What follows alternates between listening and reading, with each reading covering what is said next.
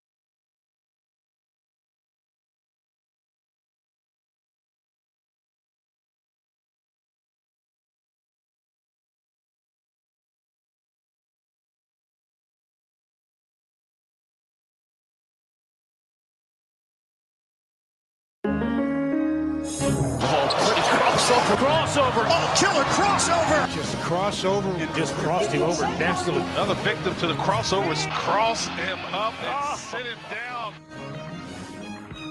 All right, time for the crossover powered by Everlow Concrete Repair in Omaha at everlowconcrete.com. Question for you. Yesterday during the Creighton game, the guy that won a year membership at Field Club. Yeah. Luke? Do you think he was a little bit too cocky? No. So I think it was a show. Okay. I think the guy had been planning for it. No, I mean, like he was concerned.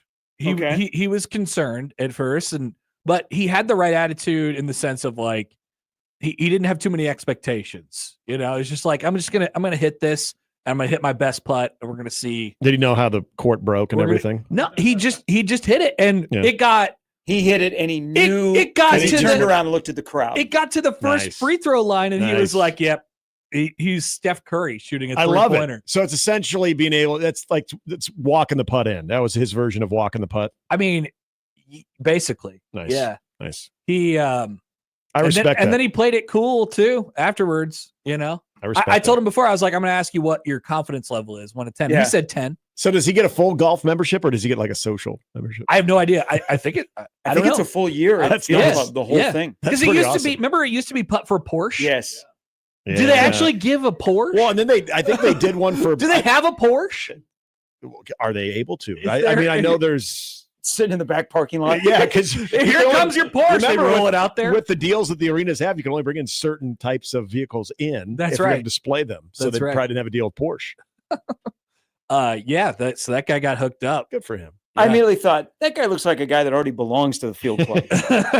No. Did he have a sweater vest on? And then he and then I thought we were going to have a winner on the half court shot too. Yeah. And jeez, he fell just a little short. So you're saying that the games are getting easier?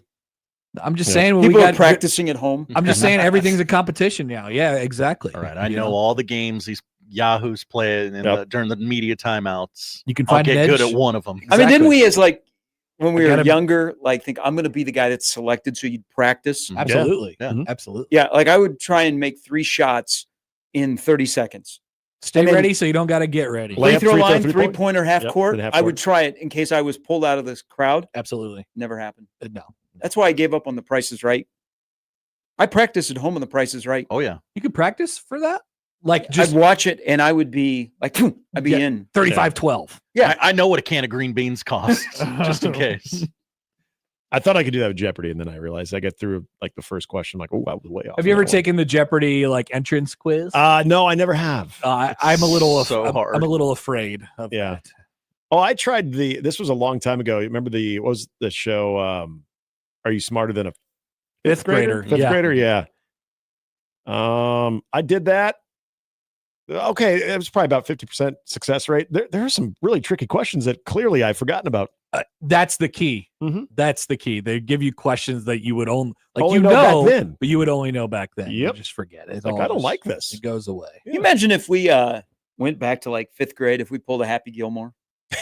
Or Billy Madison. I would Billy absolutely, Madison, I would excuse me. absolutely crush 5th grade right now. Yeah. I wonder if, Smoke those kids on the playground. Well, in the but classroom. see that I would. but in the And- classroom, pick like up they'd be sports. teaching new math and you'd be like, nah, that's not the way to do it. Yeah. Yeah. It's like I got a trick for you. Just know it. Just add You the know? numbers together. Yeah. I know. 8 times 4, I don't have to do any sort of I just know it. It's So on an app. during COVID, Flashcards. to give a friend of mine, him and his wife, a little break, I would watch their kids. And they were doing homework and they had a math assignment. And I'm like, you're doing it the wrong way. And they're like, and so they didn't really say anything to me, Yeah. except they said something to their parents. And so You confused their a child. mom called me and they're like, hey, I know you don't have kids in school. Yeah. They're teaching it differently. And I'm like, but it's so complicated. This Yeah. is how you do it. But it It's makes quick. sense My in their process mind. is quicker. Yeah. And they're like, Yeah. no, they want them to, space it out. You and do- should. Yeah. You would be barred and banned from the school system. Maybe that's why- so quickly. Hey, maybe Yeah. that's why when I've been a substitute teacher, they've never let me do math. That Probably. makes sense. That would make sense. I just have to teach them stupid like history class. That would be Or awesome. like History would be just great. Watch a bunch of Hey, there's different ways to learn history too. bunch of kids that are in trouble just sit there and stare at me. And wonder what they can get away with because you're the sub. But I would like to go back like to 5th grade, like as an adult now, and just sit in the classroom and see if you know everything. Yeah. Like they start going through history, and you're like, oh, I don't remember that. Exactly. There's a lot of things when I remember doing that quiz. Wait a minute. How do, I know I should know this, but I don't. How do teachers how do they deal with the whole phone thing? Everybody's got. Yeah, see, I never had it. Can they actually like make them put them in a bucket before I the think class so. starts? Yeah, I think so. I think I think every they school do, have policies. Yeah, Doesn't I have think to they be a can. school policy. I have no idea. Yeah, I think it has to be a school policy, Yeah. but I think a lot of the Okay. schools do. Okay. I might be wrong. All right. I can only imagine how idiotic I would have been, or all me and my friends would have been if we had phones. We were texting each It other. would have been a during- bad deal. Mhm. It would have been a bad deal Wouldn't for have paid attention to a damn thing. Nope. I Not learned one it. word.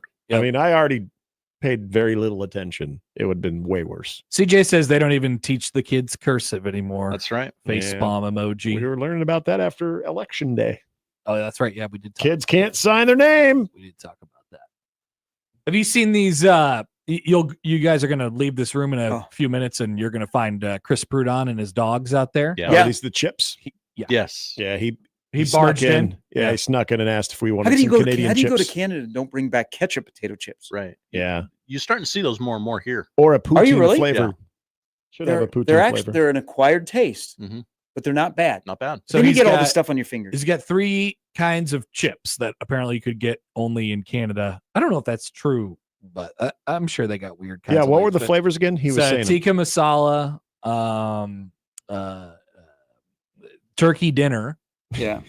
and Turkey dinner. Jerk chicken. jerk chicken. Oh, okay, yeah. The tikka masala and the jerk chicken were pretty solid. The turkey Okay. dinner, I just don't see the point. Um, It's a chip. Did it taste like it had stuffing in it? Yes, exactly. Oh, okay. That's exactly what it tasted like. Okay. okay, so let's play from Are You Smarter Than a 5th Grader? Oh dear Lord. Oh, okay. You ready to play this? Yeah. Which one of these words is an adjective? Cotton, she, jump, or red? Jump. R-E-D, by the way. Oh wait, Not I'm sorry. R-E-A-D. That's Red. It's a verb. Which one of these words is an adjective? Cotton, she, jump, or red? An adjective is something that Adjective you use is to describe. Yeah, Describe it it. would be Yeah. red. So red.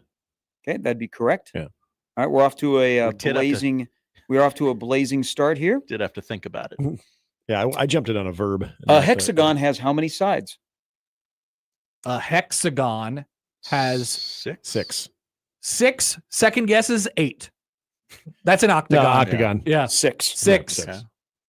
Okay. If you need half cup of flour and you only have a quarter measuring cup, Oh dear. how many times do you need to use it to get the right amount of flour? Well, 2. Two. Okay, there you go. Yeah. Okay. I thought we It were was going almost, to do. that was almost too easy. So you're like, wait a minute. I thought we were It's going to almost- have to do some translations. That's not. I never. if a train arrives here at 8 a.m. and then the second train arrives at I never figured out cups to tablespoons and teaspoons. I have no idea Oh. what any of those are. you thought we were gonna have to get in the metrics. Cups and quarts and gallons and things of that nature. Ooh. In what decade? In what decade did Hong Kong revert to China from British rule? Wow. Oh my gosh. That is on 5th grade, I have no Probably clue. the 20s. That would have been my guess. Exactly. 1990s. Oh, Wow. Yeah. Just a little off. There's a question on here: who founded the Red Cross? Who knew that in 5th grade? I did not Dwight know D. that in fifth grade. Eisenhower. Charles Drew. Good old Clara Barton. Oh, Clara Barton. Who knew that? I didn't. They didn't No, teach us in 5th no, we grade didn't- that. No, we didn't learn that either. And if we did, I obviously in one ear out the other. Clara Barton. There she is. Died in 1912. Good stuff, Claire. Nice job, Claire. What is? Wait a minute. Which word means to radiate? Spin, kill, or glow? Glow. There you go. Now we're back to ones. Let's see here. Who is the author of the 1960 novel about social and racial inequality, To Kill a Mockingbird? That lady, that little old lady. It does not say the little old lady here, but that's not an option. Wait, do we have options? Other options? Yeah, no, there are no options. If you give me options, if Yeah, you give me see, multiple yeah, choice, yeah, I would know it. Yeah. I can't just grab that name out of thin air, but if you gave me options, I'd be like, oh, it's Harper Lee. Harper Lee. Yeah. Harper Lee. Yep, yep. Little old lady. What are the 3 states of matter? Gas, Solid, solid, liquid, liquid. gas. Yeah. Look at this. We're on a roll. Yeah. We are smarter than a 5th grader. We're cooking. 5th graders don't know jack. Yeah, that's probably like the throwaway grade. Like 1st and 2nd, like especially 1st grade is important. 2nd grade is like, okay, not as hard as 1st. Like 5th grade, before you go into junior high, throwaway. Mm-hmm. You know? That's true. You're not learning nothing in 5th grade. Yeah. No.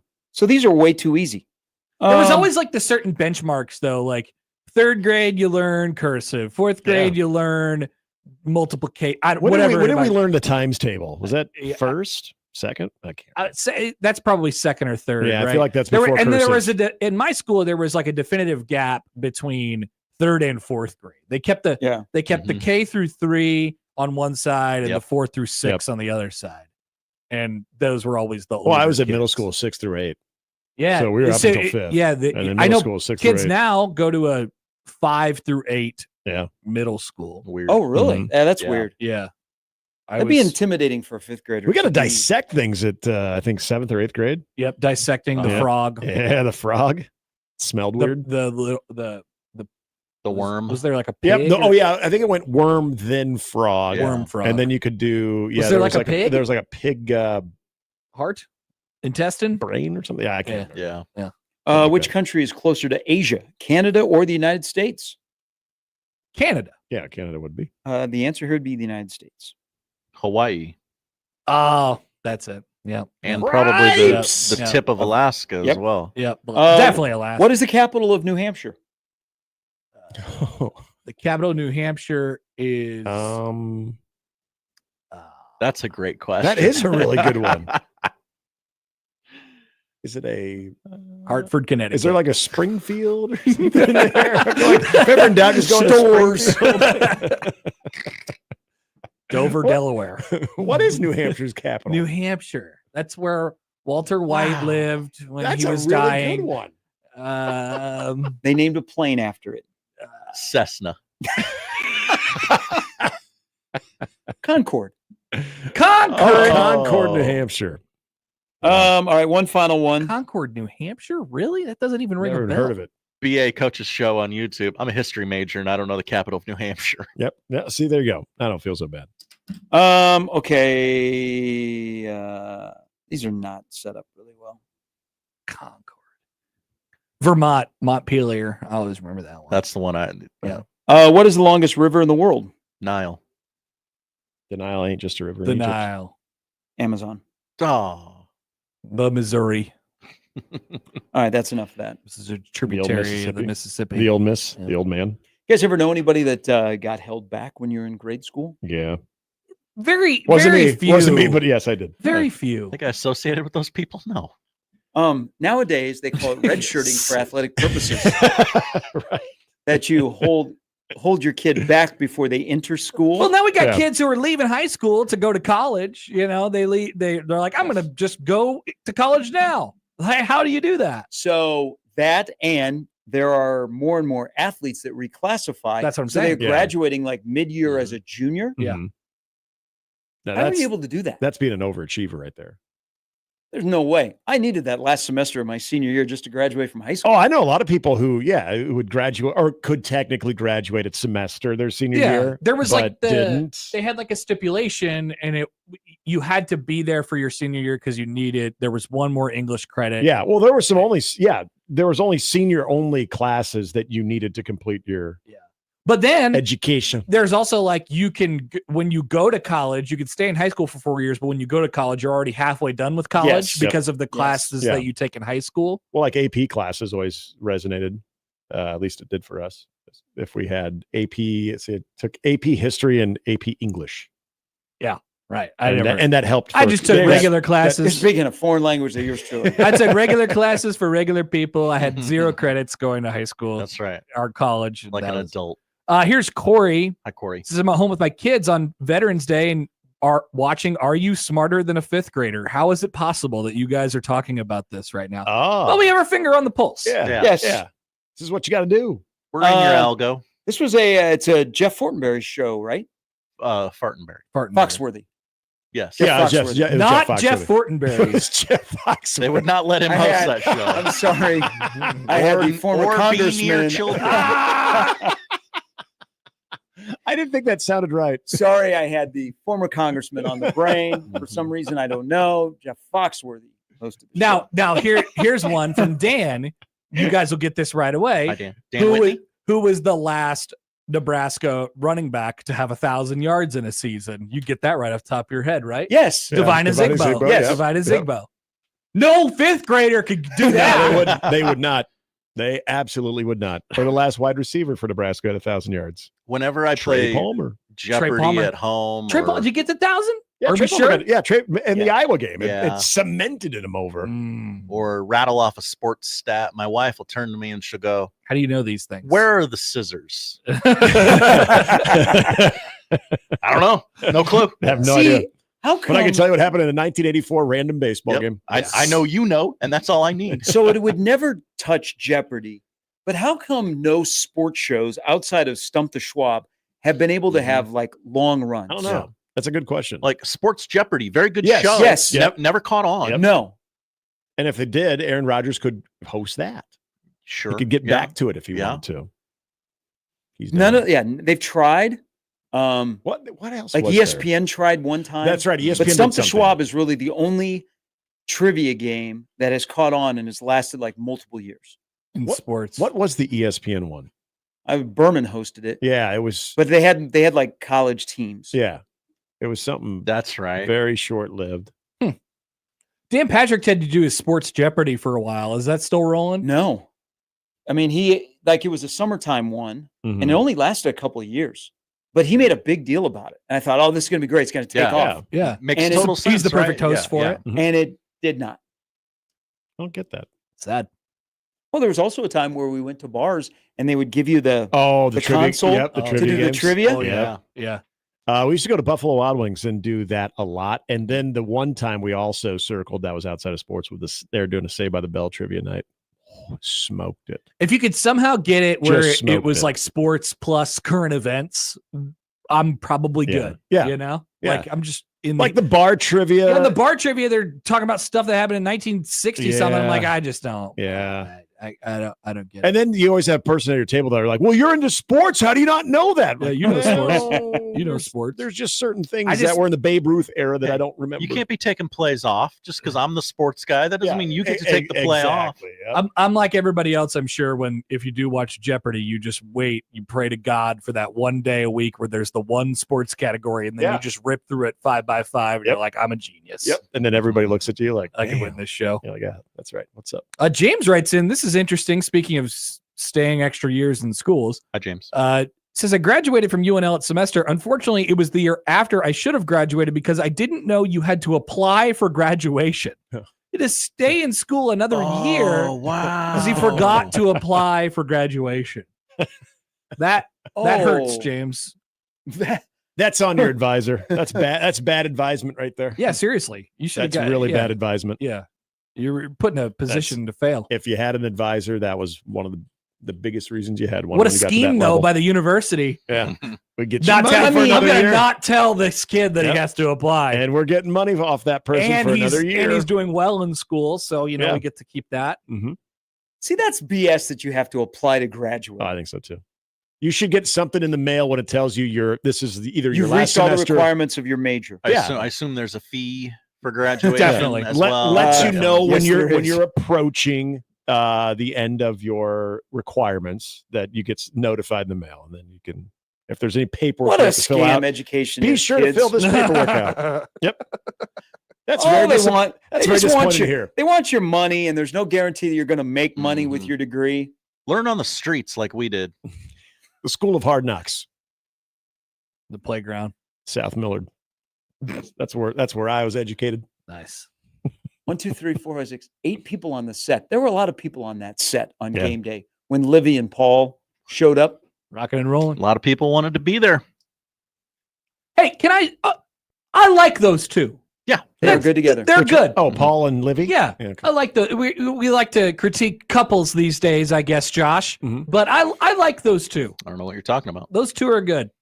I critique non-couples. Hey, that couple is still together. Yeah. And they made a viral moment yesterday. Oh, did they? I saw Taylor getting out of her golf cart. She was wearing her So, plaid. so she's always got her 2 main bodyguards. Mhm. And then there were the Chiefs security. And they were telling people to step back. Yeah. And she got out of the golf cart and she looked at the security guard. She said, and "Step back, please." Yes. But then a cool thing. So did you catch her Manners. security guards that were well ahead of her as she was walking Yeah, down? stand up. Stand up. Yeah. Mhm. Yeah. Because they didn't want them shooting upskirt pictures. Oh. Because they were kneeling down to get Oh. shots. And she Yeah, was in she had a skirt. She was a skirt walking down a ramp. But also, I mean, those are professional photographers, not just dudes on the street, Like They're not TMZ. They're not the paparazzi. right. Like that wasn't going to But happen. probably her security guards are used to the creeps outside of her 100%. where she Yeah. lives. 100%. And they're like, no. Yeah, 100%. Yeah, you definitely see them out and about together all the time. All right. He's busy. I don't know. He seemed to be not busy on a lot of game weeks. Whoa. Did you not see Monday night Yeah. against the Bucks? Yeah. He was busy yesterday. Did he block that kick yesterday? That was him, right? That was Leo. That was Leo. No, he's always like, hey, he's always out somewhere with her, and it's like, hey, don't you have a game in 48 hours? What are you doing? Why are you in? Well, my agitation has been with the entertainment people. They're like, why is he not at her? It's Saturday night in Miami. How come he's not there? Easy. Yeah. Well, He's you know, in it's Denver before a or something. game. Yeah. He should They be play there. tomorrow. Yeah. I'm amazed that he's in as many places as he is. Mhm. Yeah. It doesn't really feel So- like he's ever practicing. Yeah. Well, you put in so much time in the league, you don't really. It's I like get that. like going to training I mean, camp. that is true. Yeah. Like, So I was surprised. So it was before the Monday night game. He was in Indianapolis on Saturday because she was wrapping up her American part of Mhm. the tour that's gone on for years. the mega eras. And I was like, Sorry. Errors Yeah, tour. Yeah, mega. Did you see all those? No, eras, not. so people will. errors. I think she's in Toronto. and mega, not the other thing. Yeah. I think she wraps up the tour in Toronto this weekend. That's And the Chiefs are in Buffalo. It's not America. Oh, yeah. So she'll be there. It's Kismet. That'll work out well. Well, I don't know. She does like Friday, Saturday, Sunday, so I don't think she can be there. NFL Today will be there. I know, which is really odd, but Really forcing it. Yeah. Really trying to force a big ratings number. It's quite. I don't know if this has happened now 4 weeks in a row, but the NFL Twitter account, when she does arrive, it continues to say the Queen has arrived. Oh my God. They're referring to her as the Queen. She has 1, 2, 3, 4, 5, 6 shows in Toronto starting this week and going through the end of next week. She bring us back some chips. Her and Drake. Oh, no, she can bring us some Good chips. callback.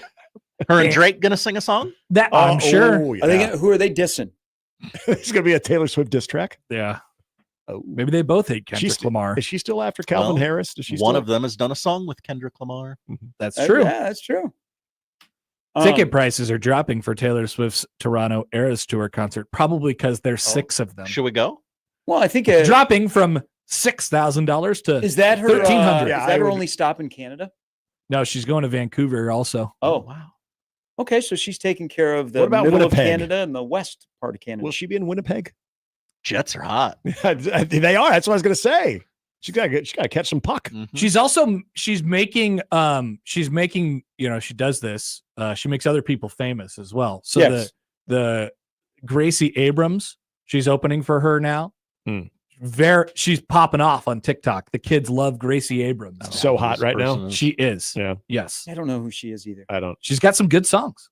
I'm telling you. That can't be true. Okay. I'm dead serious. Oh, no. What? That's a Nepo baby. She's JJ Abrams' daughter. Yeah, that's a Nepo baby. That doesn't count. Yeah. No, she's good. I swear.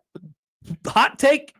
Gracie Abrams is good. Listen to I listened to a couple of her songs on the way here Really? today. Okay. Yeah. Really? Yeah. Are they all? I mean, like, are they good Monday songs? She's kind of got some it's kind of like angsty, like Oh, okay. they're about love, like some stuff like that. Okay. Yeah, has life been Experiences. really hard for Is it- Gracie Abrams? Is it Kind of like it's Olivia complaint rock? Rodrigo-y, Oh, okay. Okay. like that type of deal. It's good. It's pop. It's good. it's complaint pop. Yeah. Okay. Yeah. Complaint But pop. she takes responsibility. Oh, okay. So, know? so all right. Responsibility pop. Accountability pop. Accountability pop. Okay, I like accountability pop. I'm sure many folks will have a response to our poll question. Good musical Is genre. Gracie Abrams good? Up at Happer show right now. Who? she ain't no Sabrina Carpenter. There you go. Oh, She's That's going- someone yeah, who is I- open for yeah. Taylor Yes. Swift. She's going right Mhm. now. See, she made her famous. Yep, that's true. Taylor wears people's clothes and they're all of a sudden famous. She's cheap. And Kanye West made Taylor Swift famous. I've heard that before. Yes. That's what he Yeah. claimed. Yeah. Yeah. Yeah. Without that that rude interruption, was that the VMAs? Yeah. She would not be. Where And she is today. and then he put her in a lyric to the song. Mhm. I made that girl Song famous. kind of cuts out there Yeah. in the middle. Do Yeah. you Yeah. think Goes silent that for a she second. has already written the song if by chance her and Travis don't end up getting married? If they 100%. break up. Yep. I think she could probably come up with something quickly. My Kansas Yes. City football guy. In this 24-hour society, you got to have it out. Yeah. You got to strike while the iron's hot, so to speak. You can't take probably- the time I- to write and produce a I song. think Probably a they're gonna Taylor get Swift married. AI too. I think they're going to get married. But if they're going to break up, I hope she waits until he's retired. What So it has Mm. no effect on Yeah. the Chiefs. is that wedding going to be bigger than Kim A royal? Kardashian and what's her name? And what's his name? Chris Humphries. Wait, what? Yes. the Oh, yeah. former Minnesota Oh, Golden Gopher yeah, who with that- has a banner up on the concourse? That at was the barn? biggest wedding of my Without life. question. That was the biggest. Oh, wedding. this will top it and some. Oh. Who sings at that wedding, by the way, at the Taylor Swift Travis? Taylor Kelce? Swift. She That's puts what I on a wonder. show. Does she sing at her own It's an wedding? error. Because who's really error. going to top her? You got to find someone What- better. What's Yeah, the you can't be invited to the Taylor Swift wedding and hey, here's Gracie Abrams? Yeah. Oh, really? yeah, Okay. Hey, so what is Like who sings? maybe John Mayer shows up? But Calvin Harris. I've invited all my exes. what's the biggest wedding that's happened? Princess Di. Yeah. Yeah, a royal wedding. Yeah, I don't remember that one. Too young. Was it Jennifer Aniston and Brad Pitt who got married and they had black tents over the venue so that you Probably. couldn't see it. Yeah. Like They there's got no- married. They got married. I can't remember. They did. Yeah. Billy Bob Thornton and what's her name? Angelina Jolie. Yeah, they got Angelina married. Jolie. Yeah. And then she started kissing her brother. Yikes. Then they started wearing vials of their own blood their around own their blood. neck. You got to go to brides.com. We have Great stuff. Jennifer Good Aniston source. and Brad Pitt's wedding featured a caviar wall and a celebrity performance. Who performed? Who was the performer? Kind of trumps the donut wall of the wedding I was at not too long ago. That would be sweet though. A donut wall. I don't They know. did. I They like had, the donut they had a wall. donut wall. I'd rather Like have you a could donut go wall. and just grab a donut off the wall. That's amazing. I'd rather have that than a caviar wall. I don't care what the high society But thinks. when Real they- Housewives of New York City star Erin Lachey served caviar on Pringles to her castmates. You can't cheap out on the chip, man. Yeah, at least give me some pretzel flip sides. I guess Michael Rappaport was at this wedding for some reason. Oh. What was he doing there? Well, I'm betting he sees eye to eye with a lot of the cast He and all that implies. he was on True Romance with Brad Pitt's in true. 1993. I don't know what wedding, if there'd ever, like, what wedding in this country would match Princess Di. Taylor Swift and Travis Kelce. Yeah, I But think they that won't would. show it. It's going to be private. Jay-Z and Beyonce. Thank you, Okay. Platt Cat. Okay. Do you think the NFL Network would try to get some type of rights? Yeah. Some media Yes. rights to Yeah. that. They would be a- ask. Yeah. They'd be like, They'd well, get declined, They'd be like, but- we understand your answer, but we gotta ask. Mhm. I mean, come on, this is what the people wanted. We've now merged both entities together. I think the only thing that would be like, NFL Good Mornings we had- live at the wedding. yeah, yes. By the way, they're doing a breakdown. It's a full day. the performances at the Jennifer Aniston Brad Pitt wedding were Billy Preston and Melissa Etheridge. Hello. Oh, okay, all right. Okay. Melissa Etheridge. Is it? Do you think she'd sing that? No, I don't think so. See, I would think the only thing that would match in this country, like, let's say one day we have a president that is single. Okay. Oh. Yeah, like Bachelor president? What if we had a what was bachelor that? president? That's the next version of The Bachelor. What was the President movie? Bachelor? What was the movie with the Bachelor president? Was Was Dave? it Michael Douglas? Dave? No, it was No. Michael It Douglas. was Michael 'cause, Douglas. What the hell is it called? who is he with? Yeah, you're on Yeah, the. yeah. Yeah, What the yeah. hell is it called? Michael Douglas, the American American president. president. American president. Yeah. Thank you. Yeah. He was widowed. Yes. Okay. Well, yeah, widow. He was So widowed. we'd have a single president. Mhm. Can you imagine going out on a date? Yeah. No kidding. Are you? Yeah. There'd be a lot of pressure there. You're going to have to come to my house. Do you think they meet on the dating apps? Oh, you swipe left for Mr. President. But like, let's say, This has gotta be let's say fake. the United States had a bachelor president and he got married. That would probably. Oh yeah, big time. Oh, good one. KG says the wedding song will eventually be "Should Have Said No." Yep. That's true. Also, Happer's Beam Guy poll question: could the charts use some more responsibility pop? Yeah. Oh, yep. Responsibility pop. So we got accountability pop. Now we need responsibility Personal pop. responsibility pop. Yep. Shabuzi, he just put out a new song. Oh, really? He's not a one-hit Yeah. wonder, by the way. No, he's not. Actually, I'm He's with you. not? At first, I thought he No. would be. So No, he he's got just- some good stuff. He just released. No, Yeah. a just because new- you put out other songs doesn't mean No, you're not a because one hit song, wonder. the song that came out over the weekend is actually pretty It's good. not bad. Yeah, I Okay. know what you're talking about. Okay. Yep. But I mean, give him credit. He has stretched TikTok fame Mm-hmm. into this. Oh, absolutely. Did you guys That know thing was that number one for Is 15 it? weeks. He's in town tomorrow night. he's with Jelly Rolls? He's with Jelly Roll. At Yeah. Steelhouse? Tomorrow is the long-awaited. Finally, tomorrow is the long-awaited Jelly Roll concert. Just like we finally had the ZZ Top one. It's No. we've been promoting this Yeah, for Jelly Roll is years. here No, tomorrow he's night. coming back. Yeah, I'm pretty sure we mentioned the Jelly Roll one this time last year. So this is the second time he's been here, pretty recent. Oh, really? But he's here tomorrow night. Yeah, tomorrow is the Jelly Roll concert. Okay. So he'll go Wow. and visit the Douglas County Jail. And say hello. Well, because that's what he does. Yeah. Yeah. He goes, I used to be Uh-huh. one of you. Jelly Roll He'll goes to sing jail. some songs and then he'll go perform. But Shabuzi is one of his opening acts. There you go. Nice. The Beautifully Broken Now, tour. I'm not sure how long He's not gonna Shabuzi do right the- now sings. That's Yeah, a he's hell not of going a to do the show. bar song on repeat. Like, if It's you're only like 2.5 minutes long. Does- Yeah, I know. Shabuzi's real name is Ernest. Oh, Or yeah, you is- got to go by Shabuzi. Ernest Shabuzi. But like, do you open with that song? That's really the only song that can. everybody knows you Can you about. open and close with it? Who did? What's her name? Everybody. Oh, no, wait. Jepsen. Jack Daniels. Um, Carly Rae Jepsen. Carly Rae Yeah, Jepsen. Jepsen. When her one hit, Uh-huh. Call Me Maybe? yeah, she opened and closed with that. Oh, wow. So Shabuzi's last name is actually Shabuzi. It's just not spelled that way. Ernest Oh, Shabuzi. wow. His name's not Ernest either. I don't know why. Maybe that's a different person. His name is Collins. Collins Shabuzi? Collins Obina Shabuzi. Okay. Obina Shabuzi.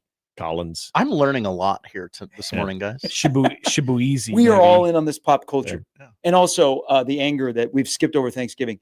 The John Travolta Capital One. Yep, it's back. Santa Claus. Yeah, it's on air right now. Sure is. So Saw it during we the just football completely last night. skipped over Thanksgiving. There is a It's- station in town that has already started playing Christmas music. That's okay. It bothers me because I love Thanksgiving. There's no love for Thanksgiving. I just tuned it out. Just, we're Yeah.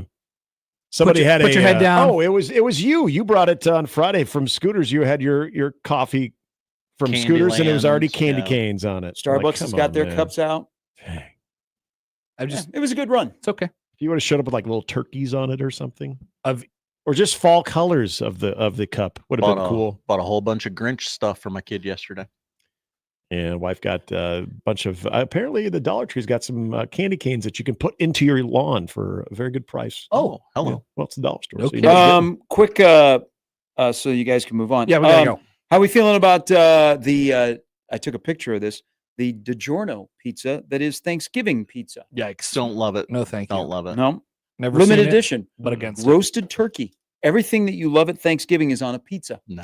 Nope, they ain't doing it. Don't put They- Thanksgiving in a chip. they Don't keep- put Thanksgiving on anything else. Yeah, they keep trying to force that down us, and I'm just not Okay. doing it.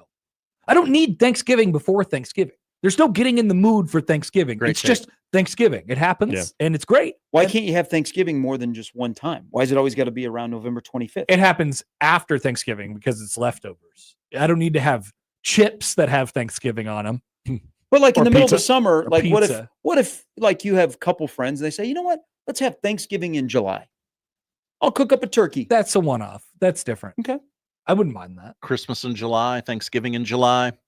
Yeah. It's not like May, and you're like, I'm hankering for some Thanksgiving meal.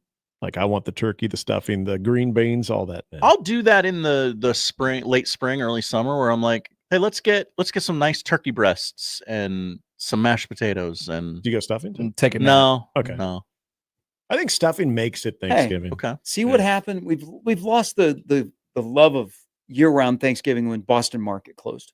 That's true. Oh, that is good true. Rotisserie Yeah. chickens. And then they had some good stuffing as well. You could get it.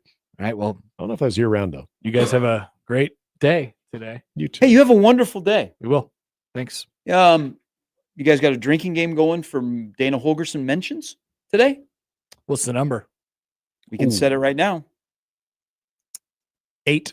It has to be by rule, not by media. I think he's going to downplay it. Or let's go 2. I assume Two over. Dana counts Over. as Dana Holgorsen. Yes, It does yes. not have to be Doesn't first have to and be the last whole name. name. Okay. What about a whole go? Does that count? Yes. Any type of Okay. All right. shortened or nickname to the 2. the you above think mentioned. just 2? 2. I'm taking the over. I'm pounding Husker the Nation. over. She's going to be like, we hired an analyst. No big deal. Husker Nation would be visibly disappointed. This also count. So this Why only is he from Rhule's hiding? mouth? Only from Rhule's mouth. The Only players no- can't no. say his name. Yeah, when Sam asked like a follow-up to a About Dana. follow-up to another follow-up Yeah. question about Holgorsen, That can't. that be, does not count. Okay. All right. It's just rule. Mm. You say 2? I'll go 4. Yes. Okay. Well, for the sake of being different, I'll go 3. I will say 6, and a Ooh. good majority of those will be as just his first name, Dana. Dana. Well, and Dana. Dana. Holgo. I hope he says Holgo. Maybe that'll be for coordinator Tuesday. There you go. All right, boys. It's Crossover powered by Every Level Concrete Repair in Omaha at everylevelconcrete.com. It's Monday. We'll start things off next.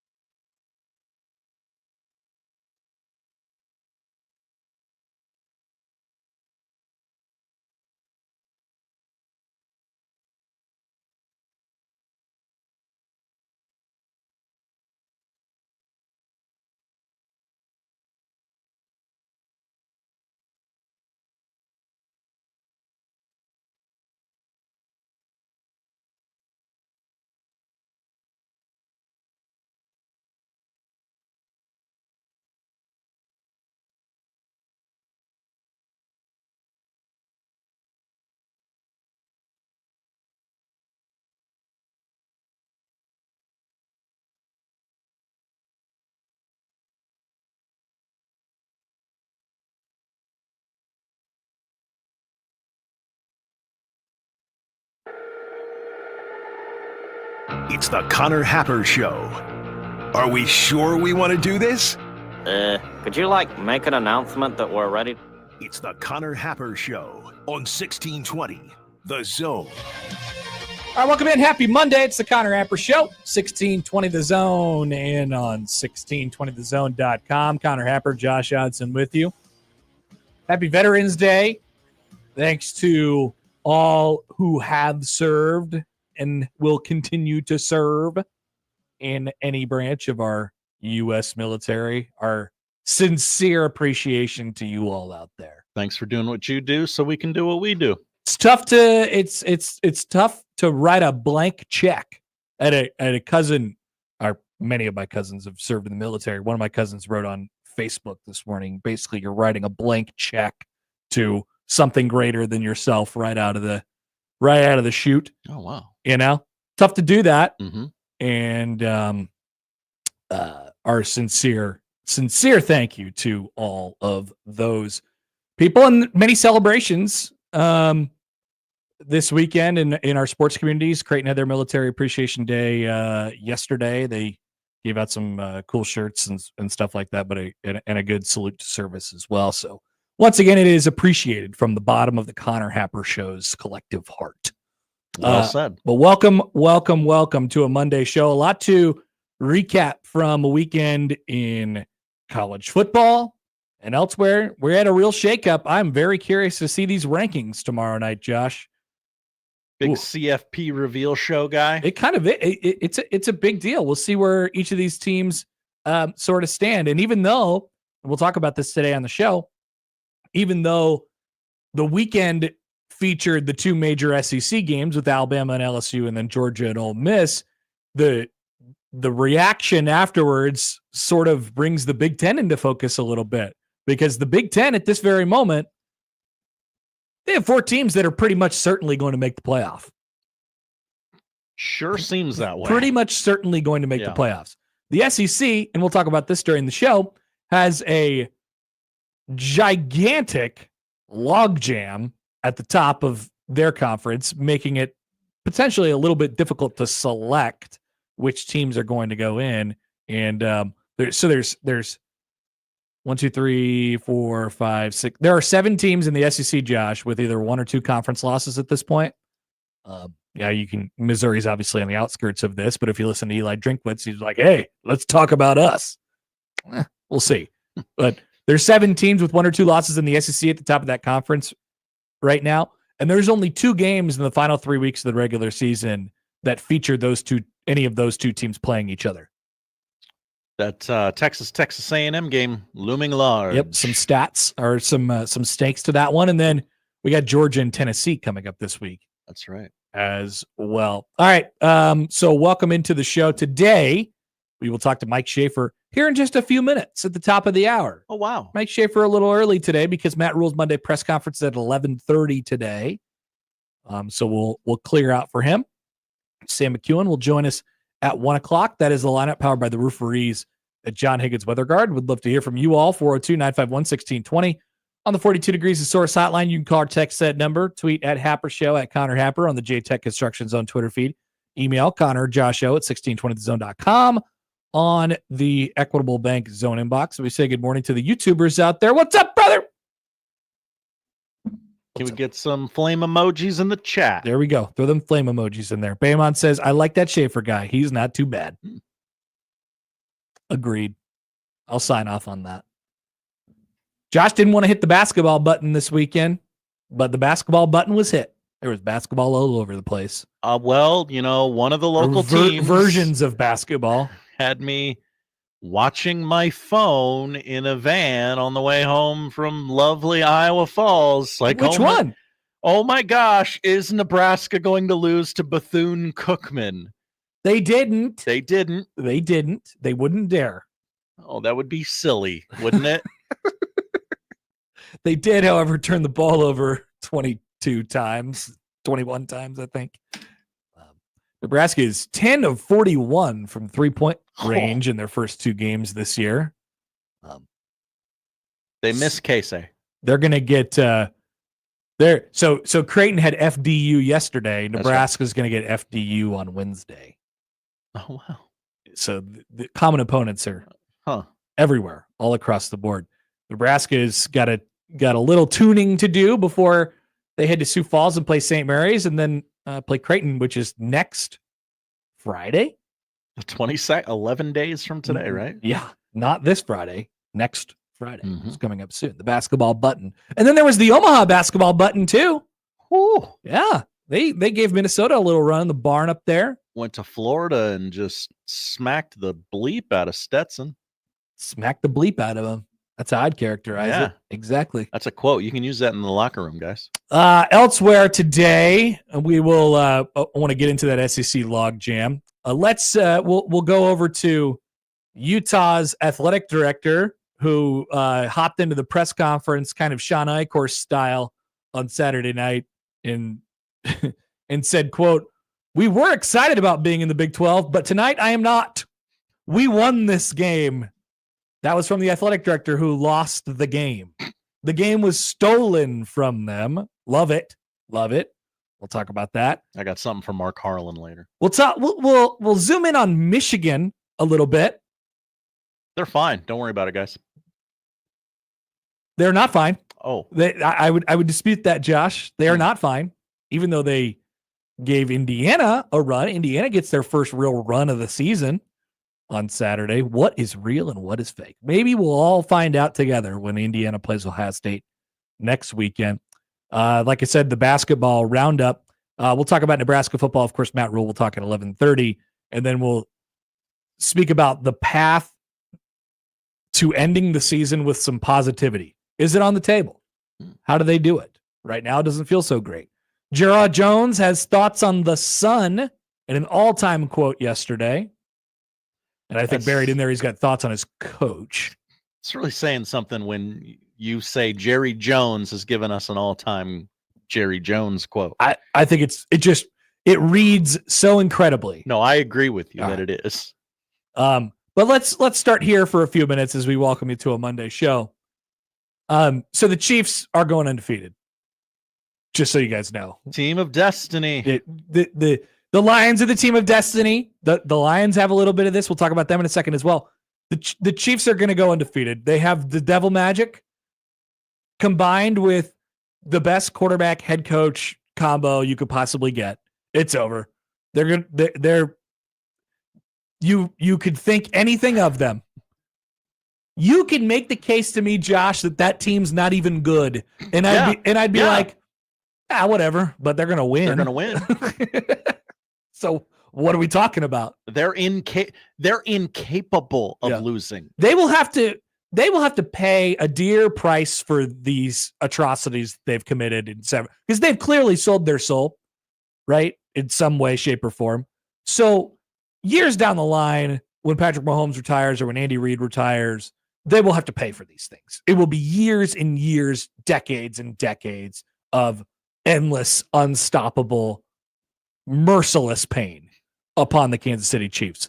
But you'd trade it for what they have right now, because what they have right now is a team that just can't lose. They've won 15 games in a row. That's a lot. That is a lot. Good take, Josh. Thank you. They'll have to pay for this eventually, but right now, Chiefs fans, enjoy the moment because it's shockingly good. I was out yesterday. I was watching the last 10 minutes of the game on my phone.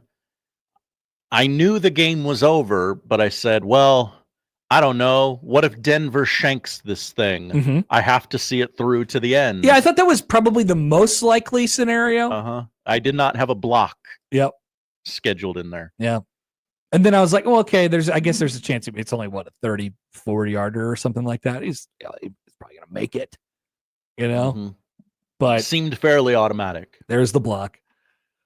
And they showed Patrick Mahomes. Mm-hmm. He's like, yeah, saw that one coming. Boy, that team has issues, but they are incapable of losing. That's right. They're really not great in the red zone. They have so many issues. Specifically against the Denver Broncos. I mean, they have a lot of issues. Once again, you could make the case to me that they're just a good team or that they're not even a good team. Patrick Mahomes is, it's been a grind for him this year. They've been absolutely killed by the injury bug. They ran for 171 feet yesterday. That's 57 yards. Nice math, Josh. So in this 15-game winning streak, they've beaten every good team. They won some twice. They've won the Super Bowl. They have had a terrible stretch in terms of luck and injuries and things like that. But yet they come out like any other team, any other program with any other quarterback head coach combination probably is struggling to get out of what they've been through from a schedule perspective and from an injury perspective, like 500. The Chiefs have won every single one of those games. They'll have to pay at some point. But today is not that day. Maybe they'll go into a 30-year darkness retreat. Speaking of darkness retreat, Aaron Rodgers. Oh, you might be the problem. Really? Yeah. Yeah. You don't say. Also, maybe we need to add the Detroit Lions to the inevitable category.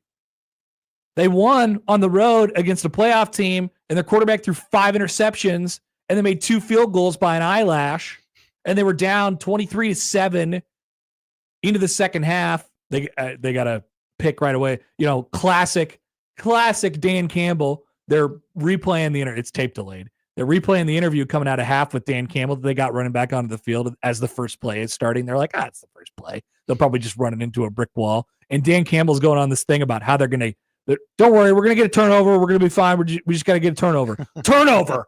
First play of the half. And even then, it wasn't a sure thing that the Lions were going to do it and come back last night.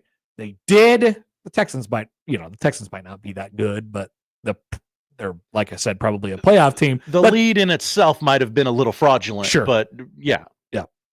But the Lions have some team of destiny to them as well. A little bit. And that was basically your Sunday in the NFL. I found a way to profit off of the Carolina Panthers. Whoa, hello. I bet the Carolina Panthers to win the football game. Nice. In Germany. And they did. Rich Eisen was trying to talk German at me on Sunday morning. A whole bunch. And I was a little concerned, and they went into overtime, and then Tyrone Tracy fumbled that football. I'm like, okay, we got this one. I just faded the Cowboys. That's all I did. Good work by you. Yeah. Great work by you. That one was easy. Should we get to the Jarrah quote since we're talking about the NFL? Okay. Here's Jerry Jones yesterday in a quote. This is a tweet from John Machota. Hi, John. Covers the Dallas Cowboys for The Athletic. Probably pronounced that wrong. A frustrated Jerry Jones had some comments about the sun impacting play at AT&T Stadium. Quote, by the way, we know where the sun is going to be when we decide to flip the coin or not. They don't really decide to flip the coin. They just flip it. You have to decide what side it's going to be on. Anyway, that's right, Connor. Small nitpick. We do know where the damn sun is going to be in our own stadium. Old men saying damn is like, yeah, you know, younger people. Yeah. It's like younger people say the F word. Yeah. So then he was asked, all right, Jerry, you have the opportunity to help your team a little bit. I know that you think there might be some deficiencies in decision-making and coaching and whatever else there is, but you can help. Why not put curtains up over the windows? He was asked. Quote, well, let's tear the damn stadium down and build another one. Are you kidding me? Another dam. Everybody has got the same thing. Every team that comes in here has the same issues. I'm saying the world knows where the sun is. You get to know that almost a year in advance. Someone asked me about the sun. What about the sun? Where's the moon?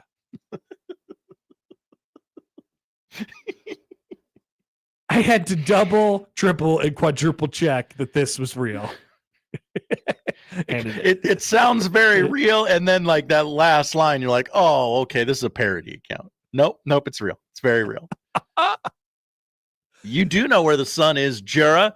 What is their excuse for not putting? This has been a problem ever since the stadium opened. What is their excuse for not putting curtains on the window? What's their excuse for not building it the other way? Sure, like every other stadium in the world. Let's just say the cake is baked on that. Like you have built the stadium, you have put it there.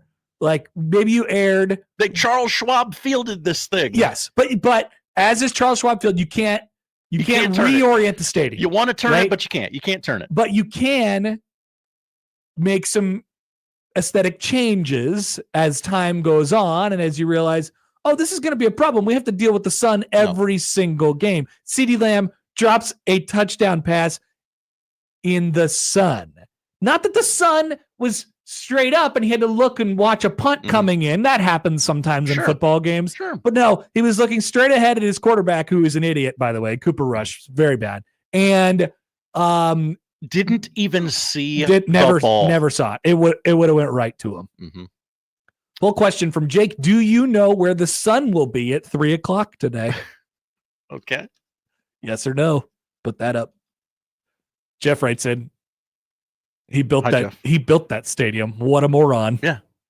Well, once again, let's just say, all right, we made a mistake in building the stadium. What can we do?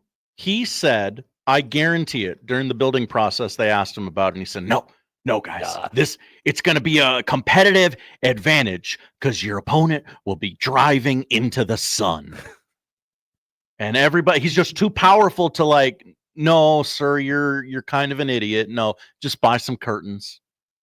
No, you see. It shouldn't have to be on the coach's plate that he has to manage where the sun is in his own domed stadium.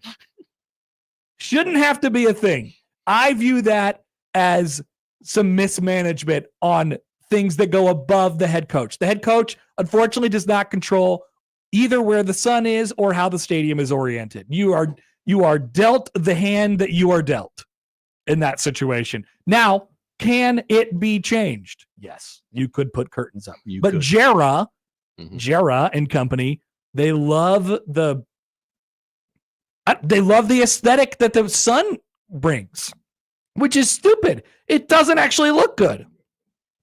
It looks terrible. You ever on watch TV. a Cowboys game? You can't see them. You're staring into the sun. You can't see the games because it has that thing. Memorial Stadium has it all the time with their giant West Stadium overhang and, the press box side. And half the field will be in shade and half the field will be in light. And the cameras have a really difficult time adjusting because the camera's in the shade and then it looks like the bright stuff is like incredibly bright. Or you do the other option where you're focused on the light side and then the dark side is just blackout dark. There's no good options. It does not look good. And this is hilarious. This is hilarious. It is, I don't know what the thought process is to not helping a little bit. He's probably saboing. He clearly wants to fire McCarthy and probably just should, Yeah, just go ahead and do that. Yeah. Maybe the week after Thanksgiving when you have 10 days instead of the regular 7. It's an option. Mm-hmm. It's an option. All right, pull questions up at Happer Show. Do you know where the sun will be at 3:00 today? Chris responds, in the sky. Not an option. It damn well better be. Yeah, that would be bad. That would be bad. All right. We're off and running on a Monday. Mike Schaefer is going to join the show next. You know what? You know what we don't usually do with Schaefer? Talk about recruiting. He loves I recruiting. said that will be a part of our conversation that will be about recruiting. Oh. Let's just say that. Okay. Maybe. Color me intrigued. If we get to it. We'll come back with Schaefer on a Monday on the Connor Happer Show on 1620 The Zone.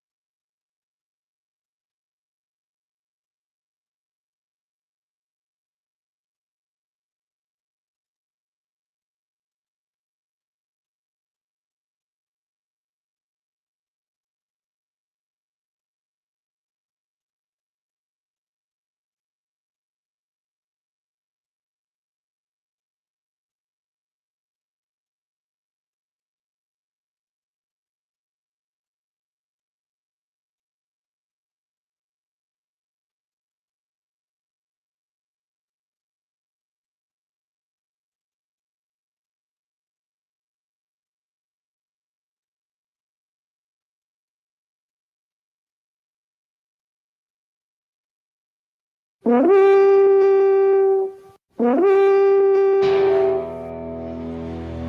the Guardians. Yeah, I have statistics to back up that we have people that listen. Mike Schaefer. Anytime there's sort of a debate as to who can do something, Happer would always put his name forth, for sure. Husker 24/7 on the Connor Happer Show on 1620 The Zone. I could be a star. All right. Welcome back for the Connor Happer Show here on 1620 The Zone and on 1620thezone.com. Back from a weekend of football, a weekend that Mike Schaefer had to grind through with his Minnesota Vikings. Not fun, but a win. And you never apologize for wins in the NFL. As Mike Schaefer joins us now on the 42 Degrees of Source hotline. Hi, Schaefer. How we doing?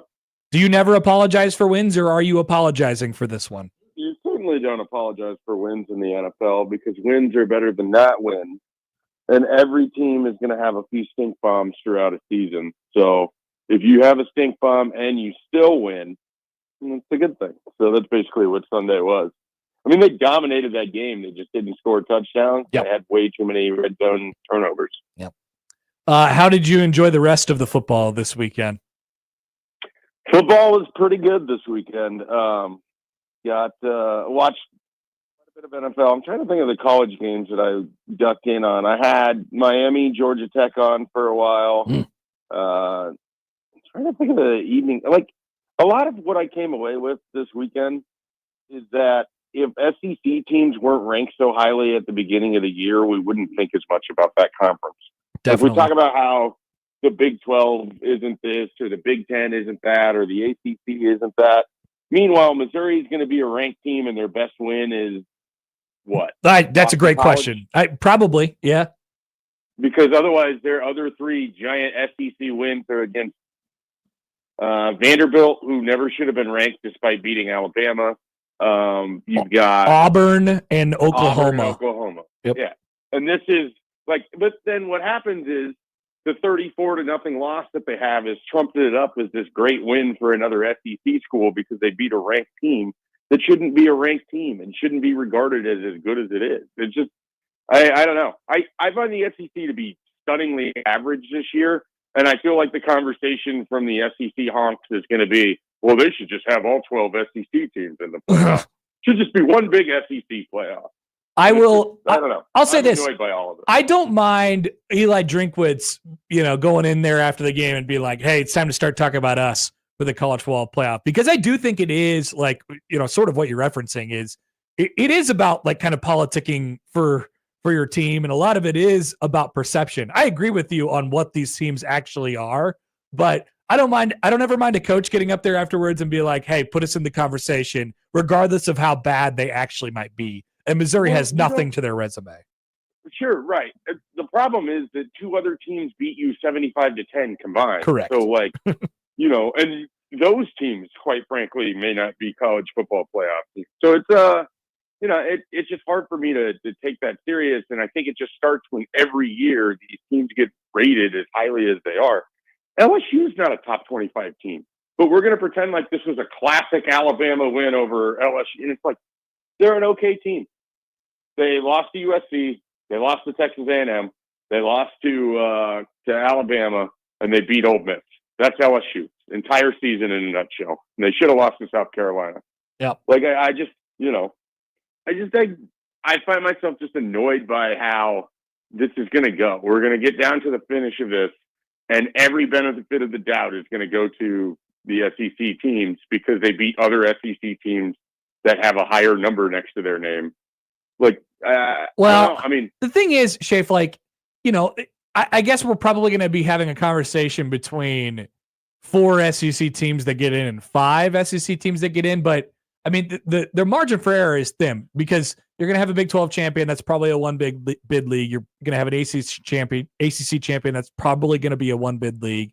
The Big 10 is pretty much locked in for their 4 already. And then you have the group of 5, which is Boise or Army, I suppose. And then Notre Dame's hanging out there as well. So a lot of it is just stuff that happens kind of around these teams. You just have to hope that it sorts itself out in the next 4 weeks. Because the top of that conference right now is a is a complete logjam. Yeah, and who do you think the best team in that conference is right now? It's probably Texas.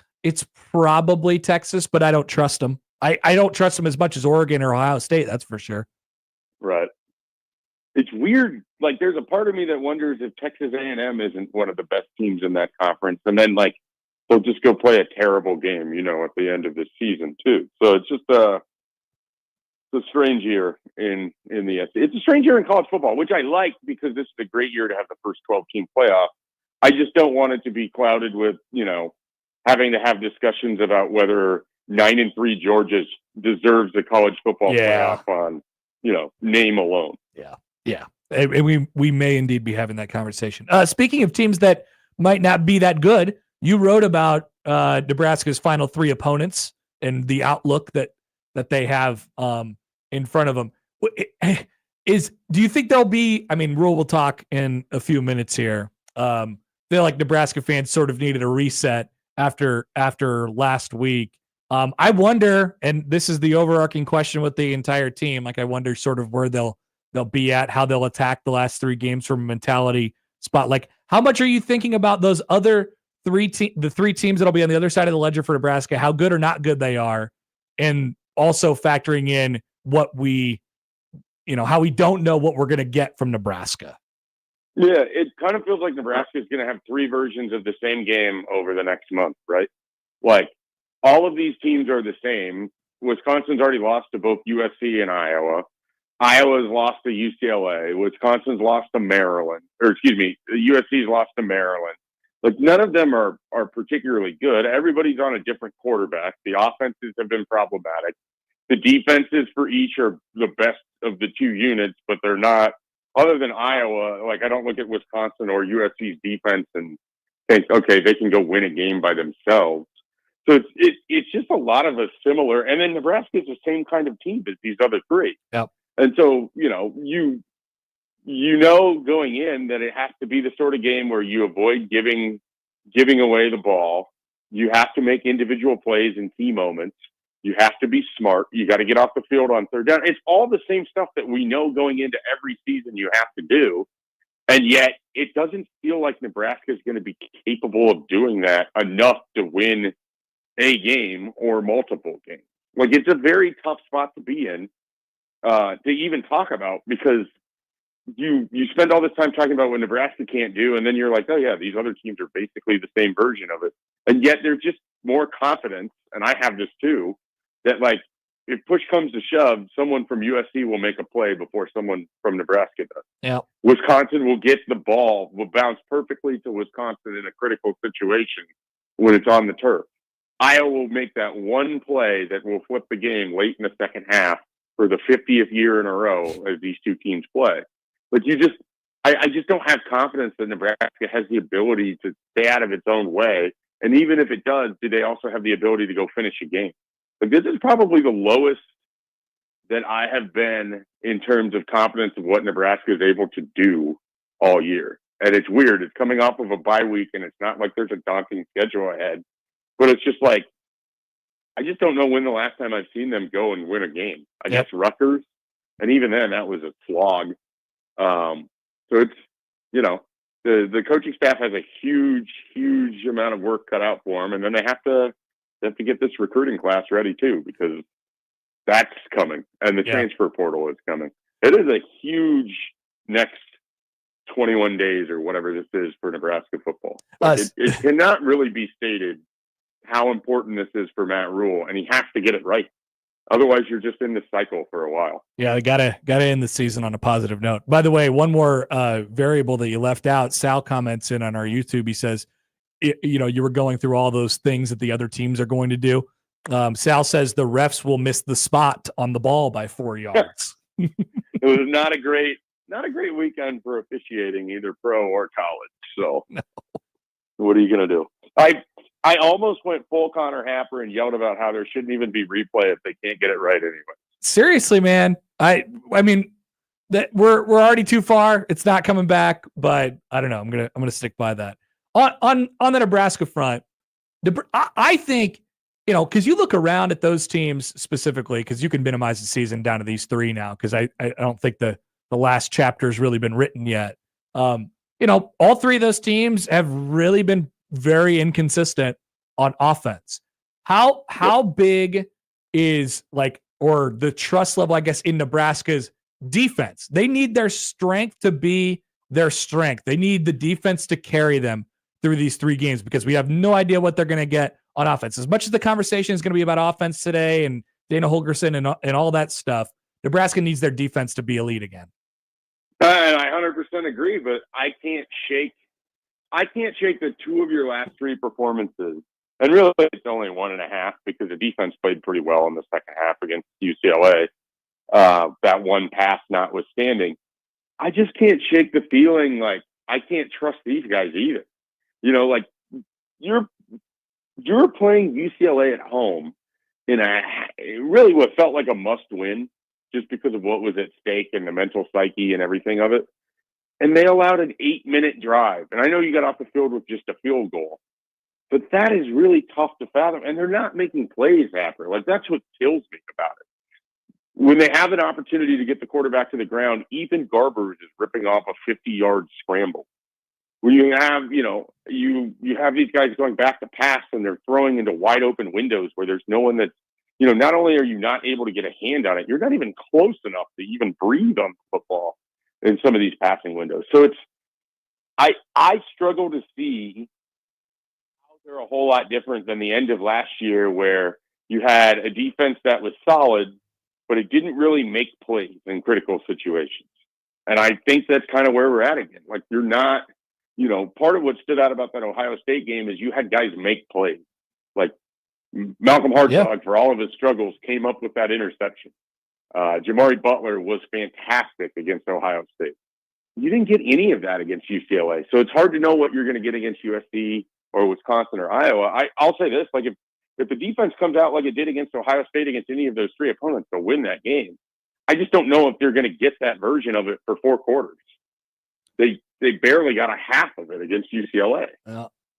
So, and maybe UCLA is better than we're giving them credit for, but I don't really want to do that either.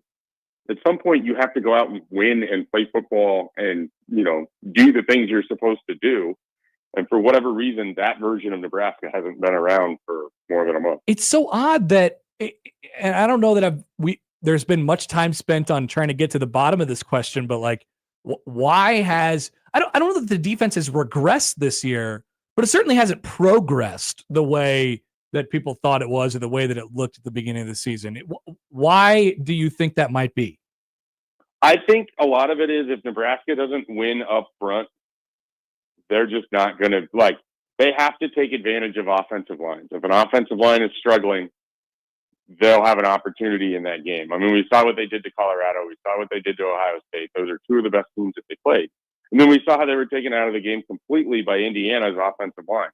They were taken out of the game completely by Illinois' ability to make Nebraska second-guess run or pass.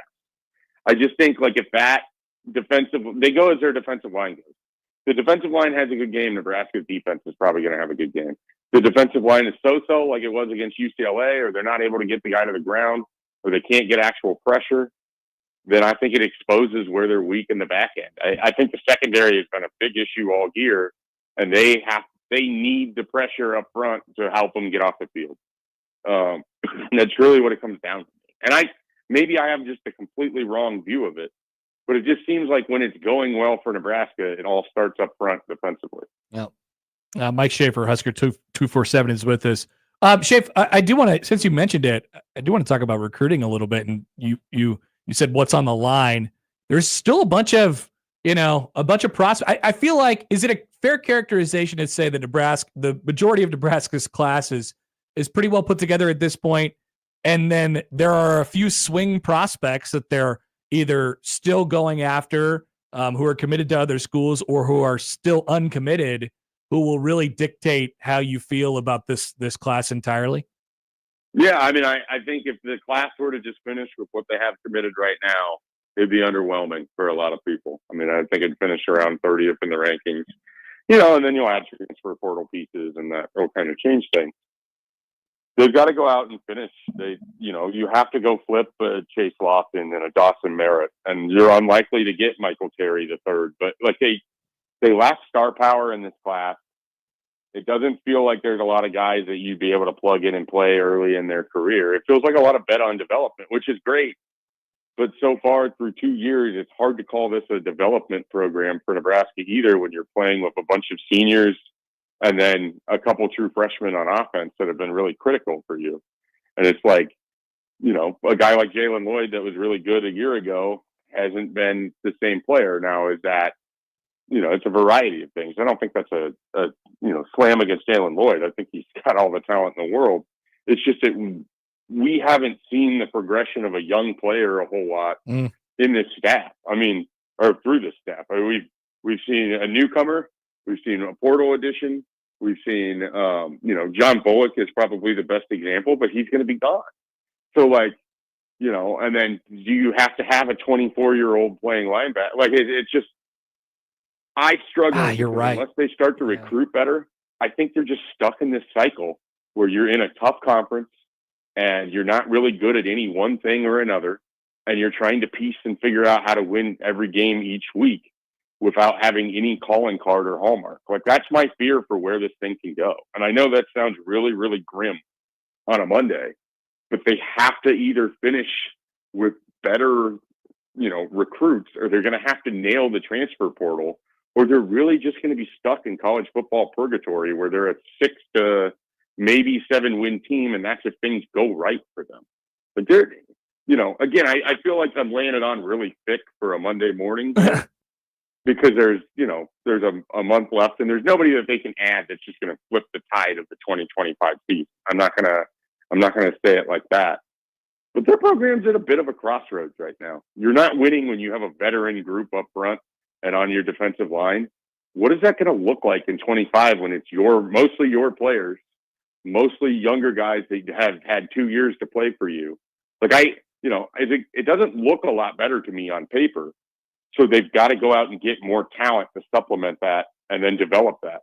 And that's kind of where I think we're at right now. They've leaned. So the three, I'll put these three guys, and you mentioned one of them, Jalen Lloyd. They were like the shining examples of development last year. That was on the right track. It's Jalen Lloyd. For identification or, yes. The Matt Rhuleification of what you want to do. Jalen Lloyd, Prince Will Umamielen, and Cam Lenhart. Would you add anybody else to that? From the 23 season? Yes. That's probably the extent of it. I mean, you could throw Fedoni in there because it was the first time he'd been healthy. So those three all seem, and they were, freshmen last year, they all seem to progress and develop at a really positive rate. It feels like, each of them, I don't even think they've played as much. In there if you want. Okay, there you go.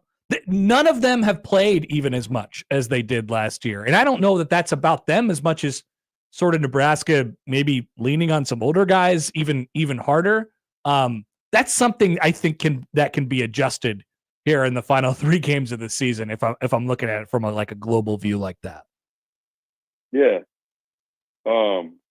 I agree with everything you're saying there. I mean, when's the last time that you looked on the field or you looked on your television and Cam Lenhart was blowing something up the way that he did even against Colorado last year?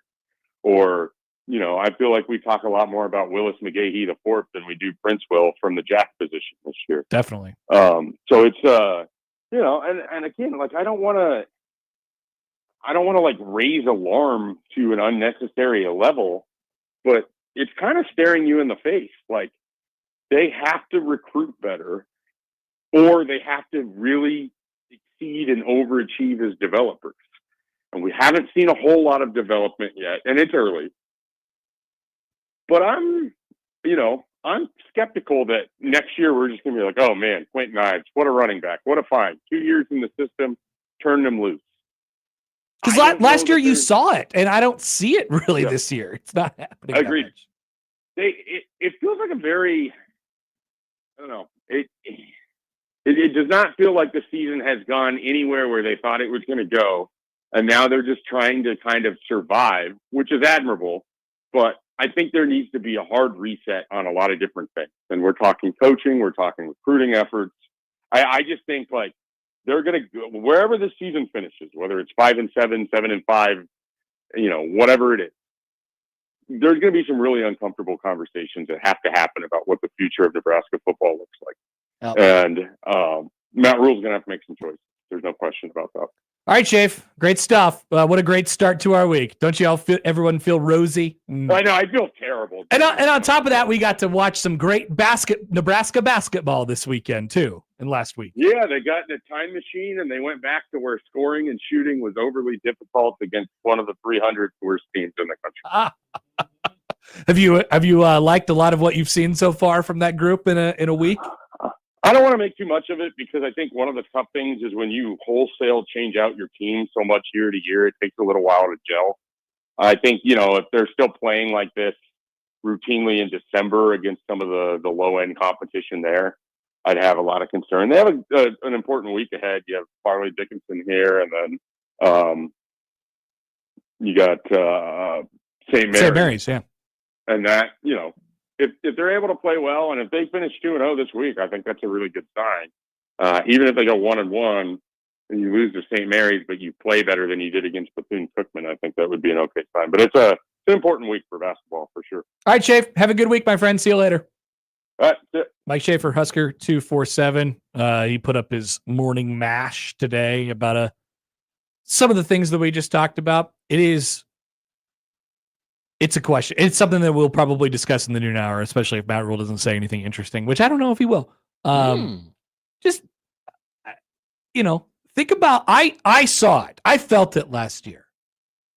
They were identifying, acquiring, and developing, right? 1, 2, 3. And those young players seem to get better as the year went on. And if I'm really getting to the core of it, I don't know. I've mentioned this before. It just feels like Nebraska has leaned too hard on their older players. Where last year was playing everybody and everybody's getting reps, and they were like, "Yeah, bleep it. We're going to develop. We're going to be better next year, right?" Well, I think that was like the goal this year was to take these old guys and win, and there was a increased, enhanced amount of urgency because of it. But they haven't won. And they haven't developed on top of it. So you want to talk about ending the cycle, you want to talk about doom and gloom. I guess there's your doom and gloom. Sorry. Not a great way to start the week with Schaefer. Paul says, well, hi, Paul. Thanks for the Monday morning kick in the balls, guys. You're welcome, Paul. Anytime. Let's see if Matt Rhule can cheer you up. He's back with his Monday press conference on the other side on 1620 The Zone.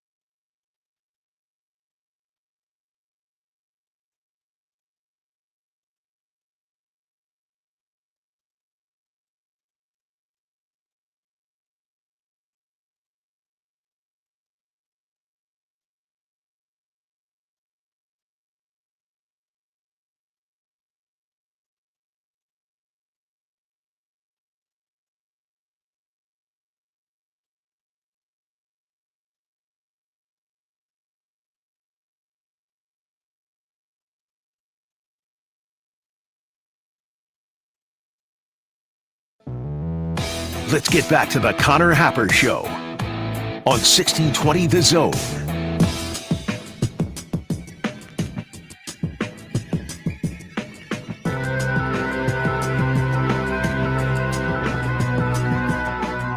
All right, reaction alert, Josh. Oh, okay. Who wins the Heisman? I'm on the Ashton Genty train right now. I think I am too. Just give it to the guy. Yeah.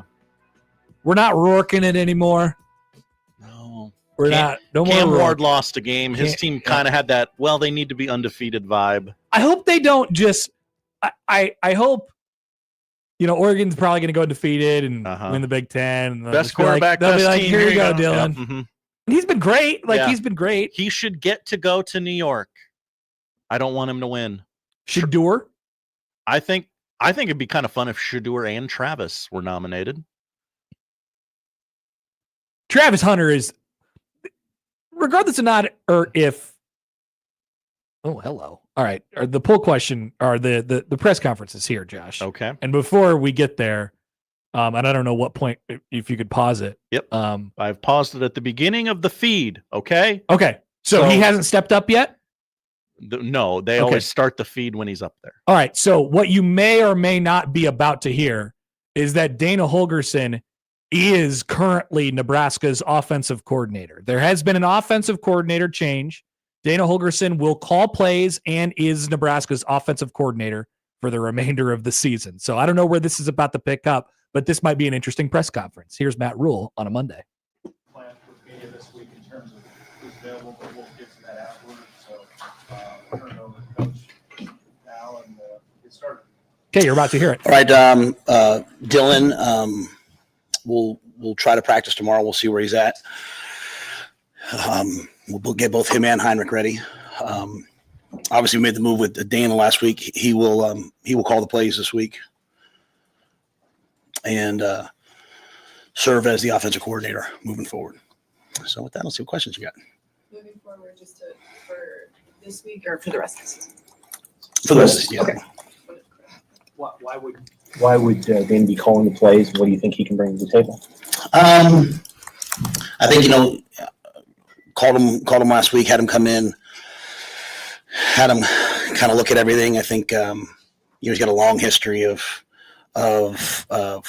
success offensively, both as a head coach, but certainly as a coordinator before that. And I think he just kind of gives us a fresh perspective on looking at kind of what we're doing and who we're doing it with, and was able to sort of say, hey, let's kind of go in these directions over here. So I just think it gives us a great opportunity to have one of the great offensive minds, a guy that I've been friends with before and I trust, and excited to see what he does. Can you speak on how that relationship started with him and what through the years you've really respected about him? Well, I think it goes all the way back to me going to the convention as a young assistant and sitting and listening to him talk, and then coached against him when he was at West Virginia. Saw the evolution of what he did there in terms of, going to a cold weather place, running the football, but still being really explosive, winning. We're represented by the same people. So we see each other at a lot of different places. Friends with my wife and I, we come to Charlotte quite a bit. And so just someone I respect as a coach. This is, it's not a friend thing. It's more of a, I just respect him. I respect what he's done. He got done last year and, probably needed some time. And I called him last week and said, hey, can you come in and help? So he and Phil came in and kind of looked through everything. And I think he felt confident. I think he likes, as he said to me, he likes our coaches. He likes our players and felt like he could help. How unique is this? Have you been around something like this where week 11, you make a change like this with somebody that's not even in your building to take over calling the plays? It's probably unique, but it's what's needed. It's the right thing. I think the kind of the genesis of this was, I think what you're going to see now as coaches get fired. I think you'll start to see coaches leaving maybe even before bowl games and coaching bowl games, and so the players can have some familiarity with them. And I think that that was kind of in my head of hey, I think you've seen coaches take jobs now and then go there and coach the bowl game. When I went to Baylor, I sat out and didn't do that, and so I didn't really have a chance to know the players till mid-spring. And so last Sunday, I appreciate all the work our staff has done. I love how hard they've grinded and cared about the kids and done their best and produced some good moments. And I felt like we needed some help. And so I just thought this was, the right thing to do. At the end of the day, like, it might be bold, it might be unique. And again, I didn't bring him at first with that. I said, hey, come and see. And I think as he got here, he felt comfortable. And, Marcus walked in right away and was like, tell me everything you need. And Glenn did the same thing. And Garrett said, I can translate this into your language. And, so, and then Dana's obviously, he's really, really smart guy offensively. He can figure out kind of what we're doing and what we do well. So Is this Sorry. Does this signal a shift in your head coach's offensive philosophy? I'm gonna score points. I think the thing with Dana, Dana came up last year, to visit, and at the time I was hoping, maybe he would do one of those. Sometimes as a head coach, you get fired, you go and you go down to Alabama, work for Nick Saban or something like that. And I looked at Coach Saban's history of having Bill O'Brien and Lane Kiffin and all those guys as OCs, guys who've been head coaches who have perspective. This is a lonely job sometimes, and to have someone in the building who's done that, you have someone to bounce ideas off of. So at the time, I was hoping maybe at some point he'd be ready to do this. But no, I feel like, if I'm being honest about myself, if I look back, I think, we've always done a good job of playing really good defense. We've always done a good job of being physical. We've always done a really good job of developing players. When we've had good offenses, we've won games. And so Dana, when I think about what he's done, going to Oklahoma State, what he did there, going to West Virginia, the run game that they had, I competed against them. It was really, really physical, tough team. And so it just made sense to me. Where does this leave Sat, and how do you structure the offensive coaching staff with a change like this and 3 games to go? Yeah, I'm just worried about right now. Marcus is about as good a man as I know, and he could have just said, "Hey, you know what? Fire me. Give me my money. I'm going to go home." But he didn't. He didn't. And in a world where, trust me, I get it. It's a results business, but like, you're still trying to teach some life lessons to our guys. He humbled himself and said, "What do I need to do?" And it's like the first day Dana said to me, he watched practice. He's like, "Man, you got really good coaches. I'm watching them out there. Like, I'm watching EJ, I'm watching Donnie, I'm watching Sat, I'm watching Glenn, I'm watching Garrett. Like, there's great coaches here. We just have to find the things that like our guys do well. Let's just do those things and eliminate all the other stuff." And so, so Sat's out there coaching the tight ends. Garrett's coaching the wideouts. Donnie's coaching the O-line. Glenn's coaching the quarterbacks. EJ's coaching the running backs. And anything that Dana needs, he's help. They're helping him. You can't come in and change the offense. You can't come in and install the air raid. You can't come in and. We're in week 11, as you said, but you can come in and say, "Hey, what are the things that we do well? Who are the guys that make plays, and let's figure out how to do it with those guys." So I think that's the big picture that I think he's doing right now. What people want to know, Matt, is the air raid be something you consider down the line after the season? Yeah, I think right now I'm just focused on right now. I think if you watch what Dana did at West Virginia, I think we're playing Lincoln Riley this week, right? They all have the air raid principles in them. Everyone's going to run mesh and cross, and the plays that they invented, everyone runs, right? So it's really taken on a much bigger picture than that, if that makes sense. I think, Coach Leach was still doing purely the air raid, but I think when you watch what Coach Holgorsen's done, when you watch what Coach Riley's done, they've built powerful offenses with big people who run the football, play action, and yeah, they have some of those principles in there, but they adopt other things. So, but it's to me, this is an opportunity. I have Tony White, who I think is a great coach, who does some unique things, and he's adjusted his offense to our people, or his defense to our people, and I think it's been really good. And I think Coach Holgorsen will adjust the offense to our people. And I don't know what 3 weeks from now holds. I have no idea. The off season's the off season, but this is not about next year. This is about right now. This is about us giving our guys the best chance to go out there and win at USC. What was your players' response to all this? That's pretty significant change. How do they respond, do you think, both in practice and also in conversations with you? There hasn't been I haven't had a ton of like that conversation, you know. I think you know the players have just kind of battled through last week. Last week was a tough week, obviously, for us, right? So they kind of battled through it. You know, I gave the seniors a couple days off, you know, just to kind of catch their breath. They've done so much for the program, and I wanted the young guys to know last week, like, hey, this is not about next year. This is about right now. Like, get better now. And so it was good. You know, you have some guys, maybe they're on the scout team. All of a sudden now they're up there playing. And then Thursday we all came back together. And I think Dana had just done a good job of saying, hey, guys, I'm just here to help. And so it has, you know, I'm sure in the locker room there's seismic conversations. Don't get me wrong, but no one's come to me with, like, oh, hey, coach, I think this is a good move or a bad move. I think they've just kind of said, hey, what are we doing next? And I think I will say this, just being out on the field and watching, I think it's all flowed really seamlessly and really smoothly. And that was really the take from Phil. Like, you know, Coach Snow came in and was like, you know, I trust Phil with my life, you know, and he was like, man, you got a really good group of kids. You got a good defensive staff. You know, it's just some of these games, it's just like a play here, a play there. It's like, you know, you're knocking the quarterback out of bounds on 3rd and 8 when you need to come around and sack fumble a ball, right? So it's just, you know, just a little edges here and there that we're fighting for. What specifically was Dylan? I think Dylan trusts me and trusts the program. It was just kind of like, you know, what are we doing moving forward? And, you know, I think he just took it as like, hey, this is, you know, what are we doing today? I mean, he's trying to get his back healthy, right? So, you know, but I think all the guys had a really positive reaction to it. And go back to what I said last week, you know, I mean, really at the end of the day, like, players need to play. Like, players need to go make plays. Like, you watch on Saturdays, you know, players have to go make plays. And so Dana and the staff will do their best, give the players the best opportunity to go make plays. And then we need the guys to go make them. That. So the whole play calling thing is, you know, okay, we've tried to handle that. Now go make some plays, and let's make this what it is. Football's a game where players win games, and we got good players. We expect them to go win some games. I think that's too big of a picture. I think if I said anything, I just think, you know, as we've moved throughout the year, we've probably tried to do too many things. Try to get, you know, trying to get this guy involved, trying to get that guy involved. You know, trying to make up for, hey, we're struggling a little bit here.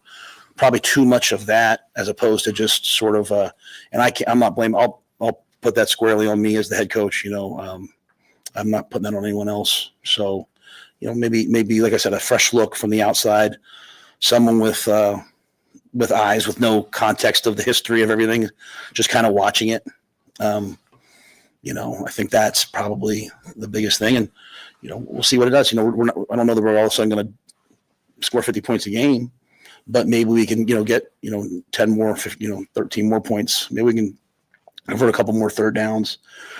So that I think that's just the hope, is just, hey, what do we do well, and let's build on that. And Matt, Dana has shown in his previous stops as head coach that he can run the football. How does his style of running football differ from what Marcus did here? I mean, I think we run the same plays. I mean, you know, coaching against him, he ran inside zone. He ran counter power. You know, a little more out of 11 personnel. Maybe not as many big sets. You know, but I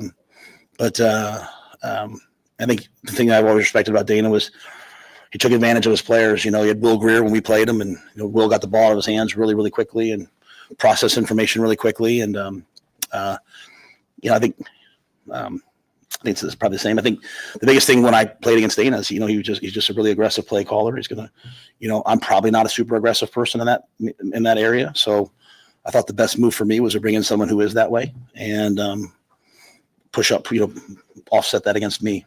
Hey, Matt, was Dana still working at TCU before he came here? Had he been gone there for a few weeks? Yeah, he was doing kind of what Phil's doing for us, like a consulting role where he would, you know, I think go up there and, you know, spend a couple days there as they game planned and then head back home. So I don't want to.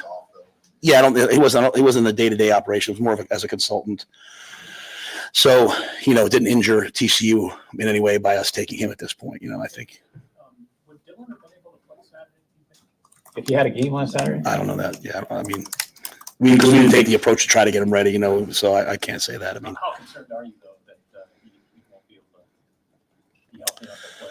I think it's I think it's just a possibility, right? I mean, we're getting him, Danny, and Heinrich already, and I'll know more after. We're not we practiced last night. We're not much of a practice. I'll know after Tuesday practice if he can play or not. So is Phil just here a couple days a week and no role on game day? Yeah, Phil doesn't even come up here. Phil does everything virtual for us. He watches tape and is an advanced guy for us. Like, we have a couple guys that do things like that for us, whether it's in personnel or so. He like when we were playing Colorado, he'd watch Colorado's defense, dissect the defense for us, watch their offense, dissect the offense. Frank Verducci does the same thing for us, though he does come up on game day. So we have a couple guys that help us kind of like, in the NFL, like as advanced scouts, just sort of their take, then give that information to the coordinators on Sunday. So you walk in on a Sunday, but you have someone who's already studied them for a week who kind of knows your way of seeing things and the other team's strengths and weaknesses. So when last week when we were, kind of going through this, I woke up Sunday morning, went through Sunday day, and then got home. I called both those guys Sunday night and said, hey, can you get up here at some point? And then waited to see if they showed up on Monday or not. Even from a distance, did you sense, does Dana have a good sense when he arrived of the personnel, and had he been tracking, what you guys were doing? I don't want to speak for Coach Holgorsen, but I don't think he would put his name on this and come here and do this if he didn't feel like, there were the guys here that he could help and win with, and we could grow. And he certainly doesn't have any reason to have to take this job other than he wanted to. And so, how much he had studied us, I don't know that part of it, but I think he felt good about the opportunity. You had mentioned that red shirts are off anything it takes, in these next couple games. Did Dana identify anybody that say, hey, I think maybe getting this guy in the mix more would give us a chance? And I just want to make sure I clarify. If I said it that way, I didn't mean it. I would not pull a kid's red shirt if I promised him he was red shirting. I just more meant like some of these kids have 4 games. So, hey, if you want to use so-and-so, we're in the last 3 games of the year, go ahead and use him. Right. So hey, tell me who you need. Like we have a kid, Makai Nelson, on the scout team. I think he's just a dog. He's like, is he ready to play right now? That was what kind of like last week was for. But we have some kids that I think are really developing into good players because, if you're on the offensive scout team, you go against a pretty good defense every day. And so you really have to learn. So, I think we've kind of been working some of those guys. I don't know that you'll see us look drastically different than we have. I think it's a lot of this is, these guys have worked their tails off for us and get to this point. And so I think, coaches come in and he's trying to learn, like, hey, where's the locker room at? Hey, there's a lot of things to learn, but again, he's one of the more brilliant guys I know. So I think he'll be just fine. Interesting. I mean, Heinrich and Dylan have different skill sets. You have to prepare 2 offenses this week. Well, that's why I'm not going to let anybody talk to you guys tomorrow, because you guys are really good at your jobs, and I appreciate that. But I would love to keep everything as, we're sitting here trying to figure out what they're going to do with, they've changed the quarterback. We're watching UNLV film and spring film and all that. So, I think the thing that I've learned from Coach Holgorsen over the years, and the thing that he said since he got here, and the thing that, I would say I did wrong by Marcus and Glenn and all the guys is simplification, right? Just simplifying to what you do well, and let's just do those things. And we have not gotten that done. And so I don't know that you can go out there and say, hey, let's have 2 offenses, right? I thought in the UCLA game when Heinrich got in there, I thought he did a nice job. He could pull the ball down and run. He found open guys, and but we're going to kind of keep our things in house and our cards as close to the vest as possible. Matt, as you said, you can't change the offense in 2 weeks. So how much of this in your process of going through it was to be able to give them a spark, like to be able to give the players, just that boost of energy that might be provided by what Dana could bring? I don't know if it was as much that, because I think sparks and all those things, well, they're all good. I think they're fleeting. If you go back to after the UCLA game, I answered this question from Sam. I said, we're just so inconsistent, and I have to find a way to get us to be more consistent. Now, part of that was, the last 3 games we played 2 top 5 teams. Okay. So, but if you look at like our responses in those games, they're very up and down, right? They're very like, to beat Colorado, we had to block a field goal. Like we had to, Ramir made an amazing catch. I kick, it's still kind of very similar. Like we had to make some plays that you kind of forget about after the fact. Like, so I don't know that I'm still the same. I'm trying to teach the same process, getting better every day, all the things that I 100% believe in. Now with that being said, when I look at what we're doing moving forward, I was like, I'd like Dana to come be our offensive coordinator. I'd like him to call the plays, and run the offense moving forward. I think it's a great fit with me. I think it's a great fit with our players. And so my hope is he'd come in, consult, like what he sees here, and stay here and be the coordinator moving forward. I don't know what's going to happen in 3 weeks. He might get a head coaching job. He might, so I'm not. But to me, it was more about that as much as anything else. And honestly, I wanted him to be around our players and coaches, so that as we go to make, the right moves in the off season, it's great. So this was for me about just the right things moving forward. So can he help us this week? Can he help us next week, the week after? Can he help us in the bowl season? And then can he be the guy for us moving forward that takes us to the next level that we have to be? Matt, when you look at the Big Ten right now, there's 4 teams obviously that have pulled away. Then there's 13 teams that are between 4 and 6 wins. I mean, how tightly bunched is that group of 13 teams? And are you hoping this move can help move you guys up that group of 13 teams? Well, I mean, there's 3 games left for us, right? And you see the parity. We're playing 3 really good teams, 3 teams that are in the same sort of area that we're in, right? I watched Iowa play UCLA on Friday night, and I said, I think Sam asked me a very similar question about the parity of the league. I said I thought UCLA had really good personnel. And I know the record says, but they had played LSU, they had played Oregon, they had played all these teams, and the scores sometimes got away from them at the end of the game, and they were closer than it looked to me, right? So I thought when I watched UCLA, I said this is a really, really talented team that's kind of hitting their stride right now. That's what they looked like on Friday night. That was a game that they turned the ball over twice on Iowa's goal line, or it would have been 2 more touchdowns. And so I just think for me, it's about watching the film and seeing the different teams. So this is about bringing in Coach Holgorsen is about helping our offense be better this week against USC. It's about helping our offense be better next year. It's just about everything moving forward. And I think that so many things that we're doing are right and are trending in the right direction. This was an area that was struggling, and I tried to fix it. I hadn't been able to fix it, so I called someone that I knew could fix it. And I think Dana will fix it, and Tony will continue to do a great job, and special teams will continue to improve and play better, and strength program will continue. We're out on the road recruiting. We're going to continue to recruit well.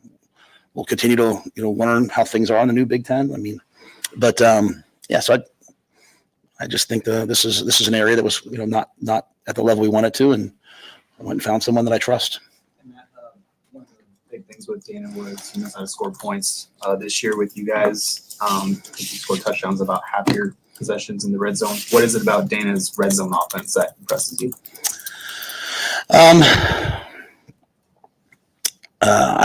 don't know that I can say that specifically, other than he's always had the things that you're looking for to beat man and zero in the red zone. Like when you get down into the red zone, you're looking to have receivers who can run options. We played him when he had David Sills, and we still have a 2-point play called Mountaineer, that he beat Texas with, which just gives the quarterback a lot of flexibility and variations, But I think his commitment to both running the football and being aggressive in the passing game is good. It's tough to defend because you're always defending 50-50.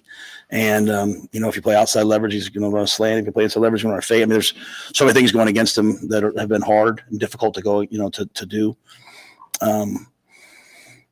When they beat us really badly one year at West Virginia, and then he left the next year, and Jake Spavital took over. He was his OC, took over at Texas State.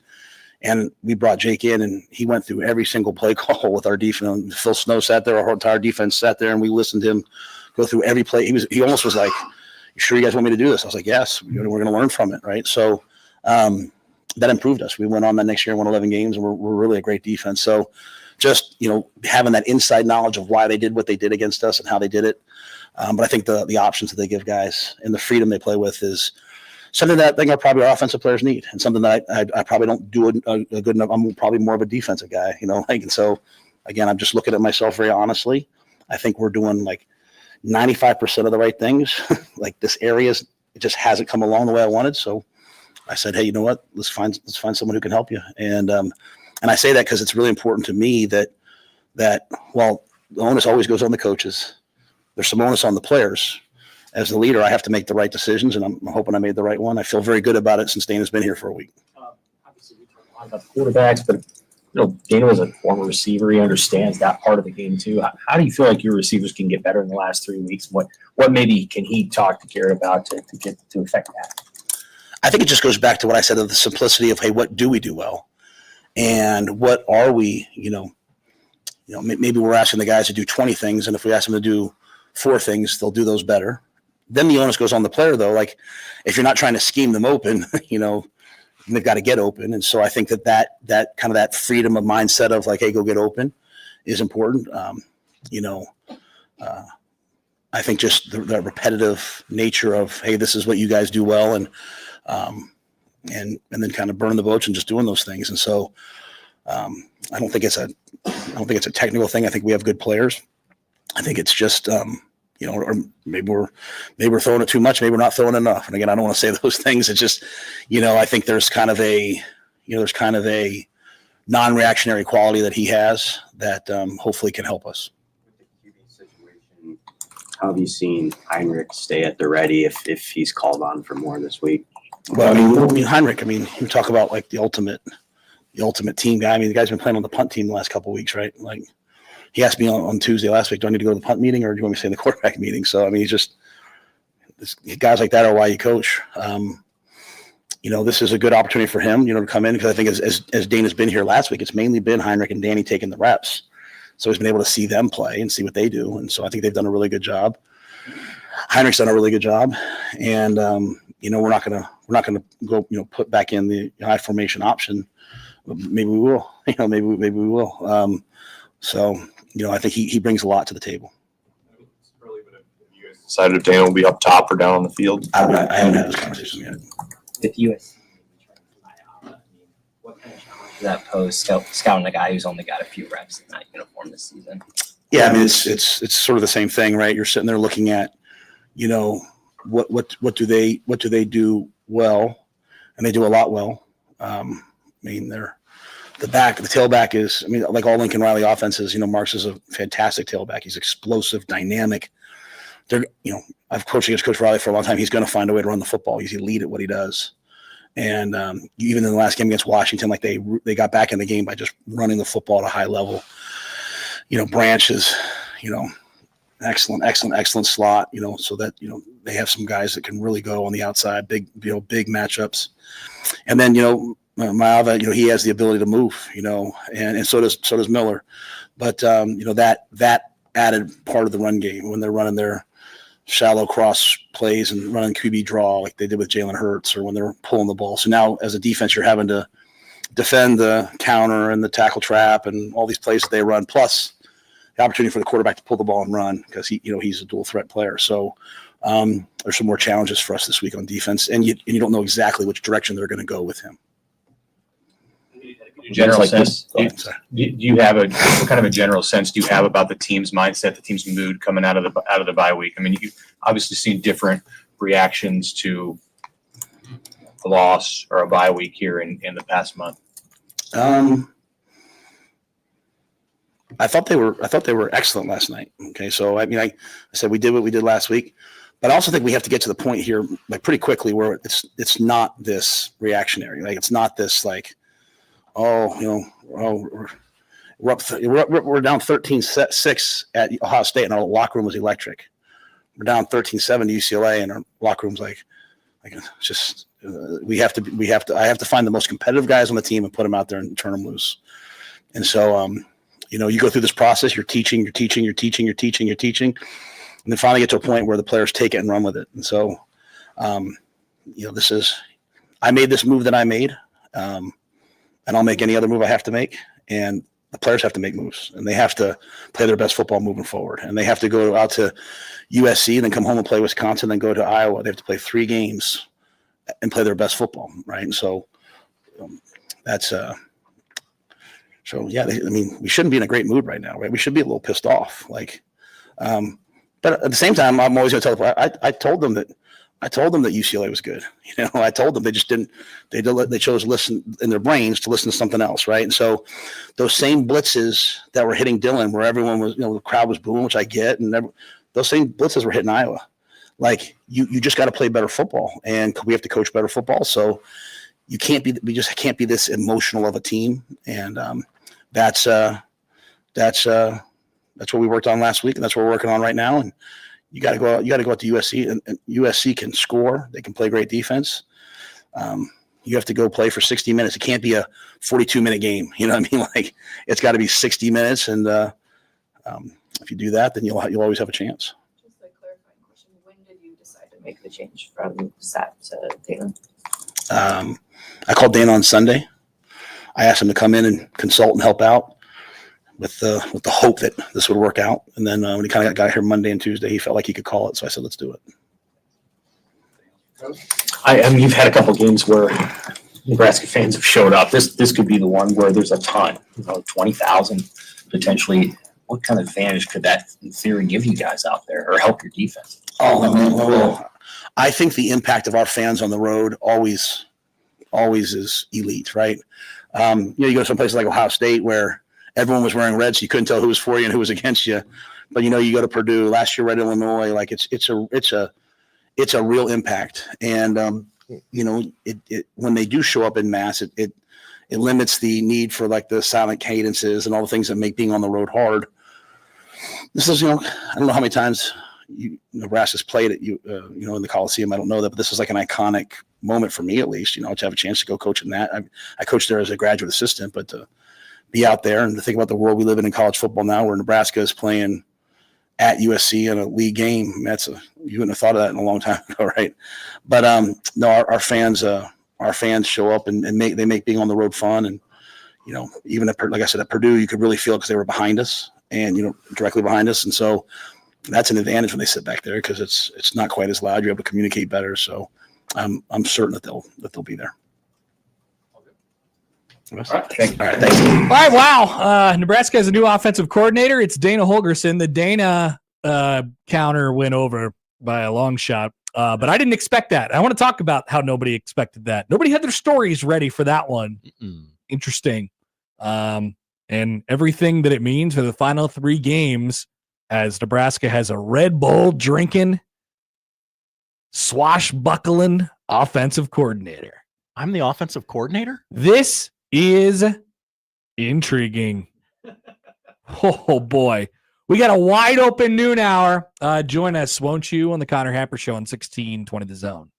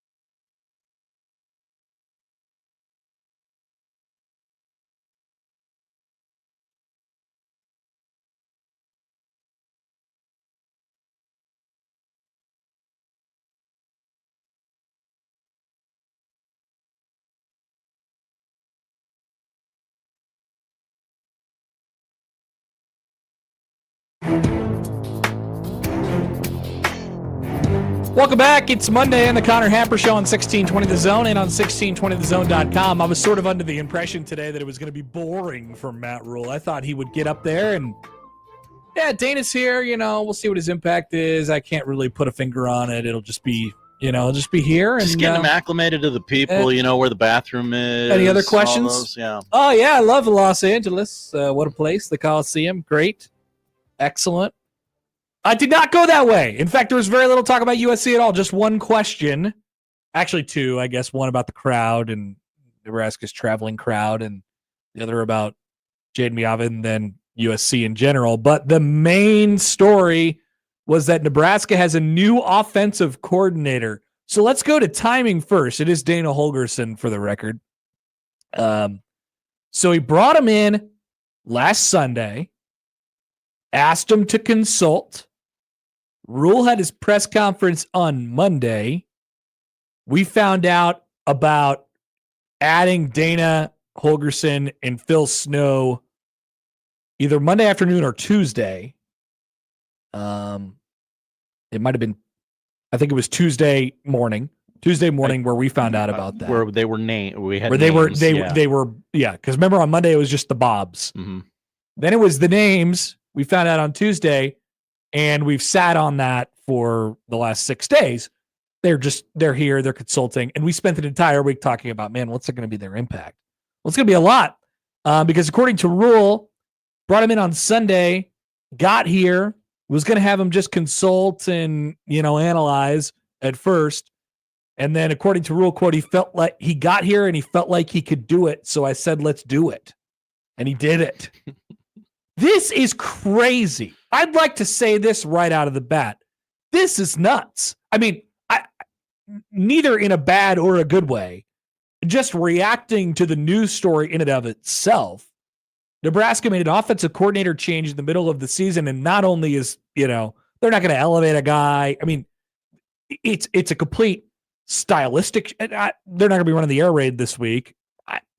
There might be tenets of it. I have no idea. But as Rhule said, you have to, consider what they're saying and what they're not saying. So when Rhule says, we're going to be running full air raid, we're going to be scoring 50 points a game this week, but he also said in the same vein, we're keeping it close to the vest. We're not going to tell anybody what we're doing. The whole point, not a side point of making this change right now, is that the other team has no idea what's coming. There's a couple wrinkles in there for sure. Absolutely. I mean, this is crazy. And I do think it certainly provides a spark to the fan base. It provides a spark to me. I mean, I love it from a variety of different angles. It's fascinating that, so if there was still a lingering doubt amongst the people that Matt Rhule would not make changes because he loves his friends and has to keep his friends next to him and stuff like that. Yeah, that is gone. That is gone. From what it sounds like, I mean, here was the bullet points and the answer he gave about the status of Marcus Satterfield. Marcus is as good of a man as I know. He could have said, fire me and I'm going to go home, but he didn't. He humbled himself and said, I'll do what I need to do. Sat's coaching the tight ends. And they'll go on that way, right? So he had to tell Marcus Satterfield, who he brought along with them and who he respects dearly, like, hey, we're going to go a different direction here. Dana's here. I think it would have been odd if Nebraska did have him and he wasn't calling the plays. Just looming over everything. Absolutely. With everyone knowing the unsaid thing that he's going to take that guy's job. Yeah. I mean, there is a lot in there. There was a lot of angles, obviously, to the Holgorsen thing. Quote, it's probably unique, but it's what's needed. He came out right away and he goes, Dana's here. He's going to be our offensive coordinator. And then people started typing really hard at that point. He said he wants to score points. He looked at Coach Saban's history of bringing in other people and admitted this is an offense and a style that is a little bit different from what he usually employs. Not only stylistically, but also I think in the category of aggression as well. He said he's an aggressive play caller. I'm probably not super aggressive in that way. And it's super, it's good to do something different. And then there's the conversation about Rhule as well. And I know people wanted Josh was complaining during the press conference. I was. Josh, what's your complaint? Dylan might practice tomorrow. What? Is he okay? What's going on? He's not going to say anything about that. A simple, is he okay? I mean, you got that question. He's alive, Seems like he probably hasn't practiced for a week and a half. Yeah. Seems that way. That's troubling with a new offensive coordinator. It is, but it's an injury-related concern. Like, I don't get it. What was he gonna? He wasn't gonna tell everybody when, like, exactly how it's been going from a health perspective. He was even asked the question at the press conference, "Hey, if there was a game last Saturday, would he have played?" And he said, "Well, I don't know. That changes everything. Like, I don't get the complaint. It's an injury concern. It's clearly going to linger throughout this week. It's there, and they don't know yet. It's also a story. It is a story, but more questions about it would have just taken time away from, would have just taken time away from the main topic. I think. I don't think you need to ask more questions about it or anything like that. It's like before we get into whether it's a good move or a bad move, once again, I just think that it's a wild move, and it is a confirming move, I think, for a lot of people in the fan base who doubted that anything like this would ever happen, or that he would, not fire the people next to him, or whatever it might be. Got a little more clarity on Phil Snow's role as well. He's remote. He's working remote. WFH. He's working from home. He watches tape and stuff. Says, I don't think Holgorsen would put his name on this if he didn't feel like there were guys that he could help. Also, in a long string of questions about Dana Holgorsen, Rhule said, "That's why I'm not letting coordinators talk tomorrow, because you guys are too good at your jobs." It's a really good, really good sell. But the main point on the offense and what needs to happen was simplification. What is the word I used last week, Josh? Focus. Nebraska's offense needs to focus. And then I thought he really shed some light on the mental, like how people are reacting to things. He said, we don't, and he even mentioned this with Holgorsen. He says there's a non-reactionary quality he has. When you think about offensive coordinators like Dana Holgorsen, they're almost robotic in a way, right? They know what they want. They think in an analytical way. It's not feel, right? I thought, the initial idea was SAT was that Satty. It had this feel to it. He talked about at the beginning of his tenure, how much he appreciates and loves the huddle and the leadership that comes from the huddle and things like that. And I think in a sense that got a little bit reactionary, right? It was emotional. And the offense was sort of this static moving thing. It was reactionary to things, right? Would you agree with that, Josh? Yes. Like, yes. I mean, hell, I think it's buried in the quote that he had last week that bothered me after the UCLA game about the screen game. They were doing a whole bunch of zero blitz, and Rhule goes, well, part of our mechanism to be better at that is the screen game. And he kind of looked, remember, that's reactionary, right? They needed to get out of that. Nebraska needs to obviously focus on the things they do well, but I think that's an oversimplification. I think they need to be a little bit more rigid. They need parameters. They need to do a few things well. do a few things well, not like or one thing. One thing, anything. But more so than what that means in the X's and O's category, I just think there was this thing, they got Dylan Raiola, and it was like, hey, we're going to be able to do everything. Remember the quote at the beginning of the year? If you don't put 2 ice safeties or whatever, and we're going to murder you. Murder. Not a lot of murdering going on. No. They were trying to do everything. They were trying to do everything. Yeah. And the thing about air raid, spread, whatever offenses is that it does a couple things. And it does like 40 different variations of a couple things. But it has a point, and then you build from it. That's why you can go places if you are a head coach with air raid tendencies, with spread tendencies. You can go places, install that offense, and be good right away. That's why Saban, knowing that he had the playmakers that he had, did it.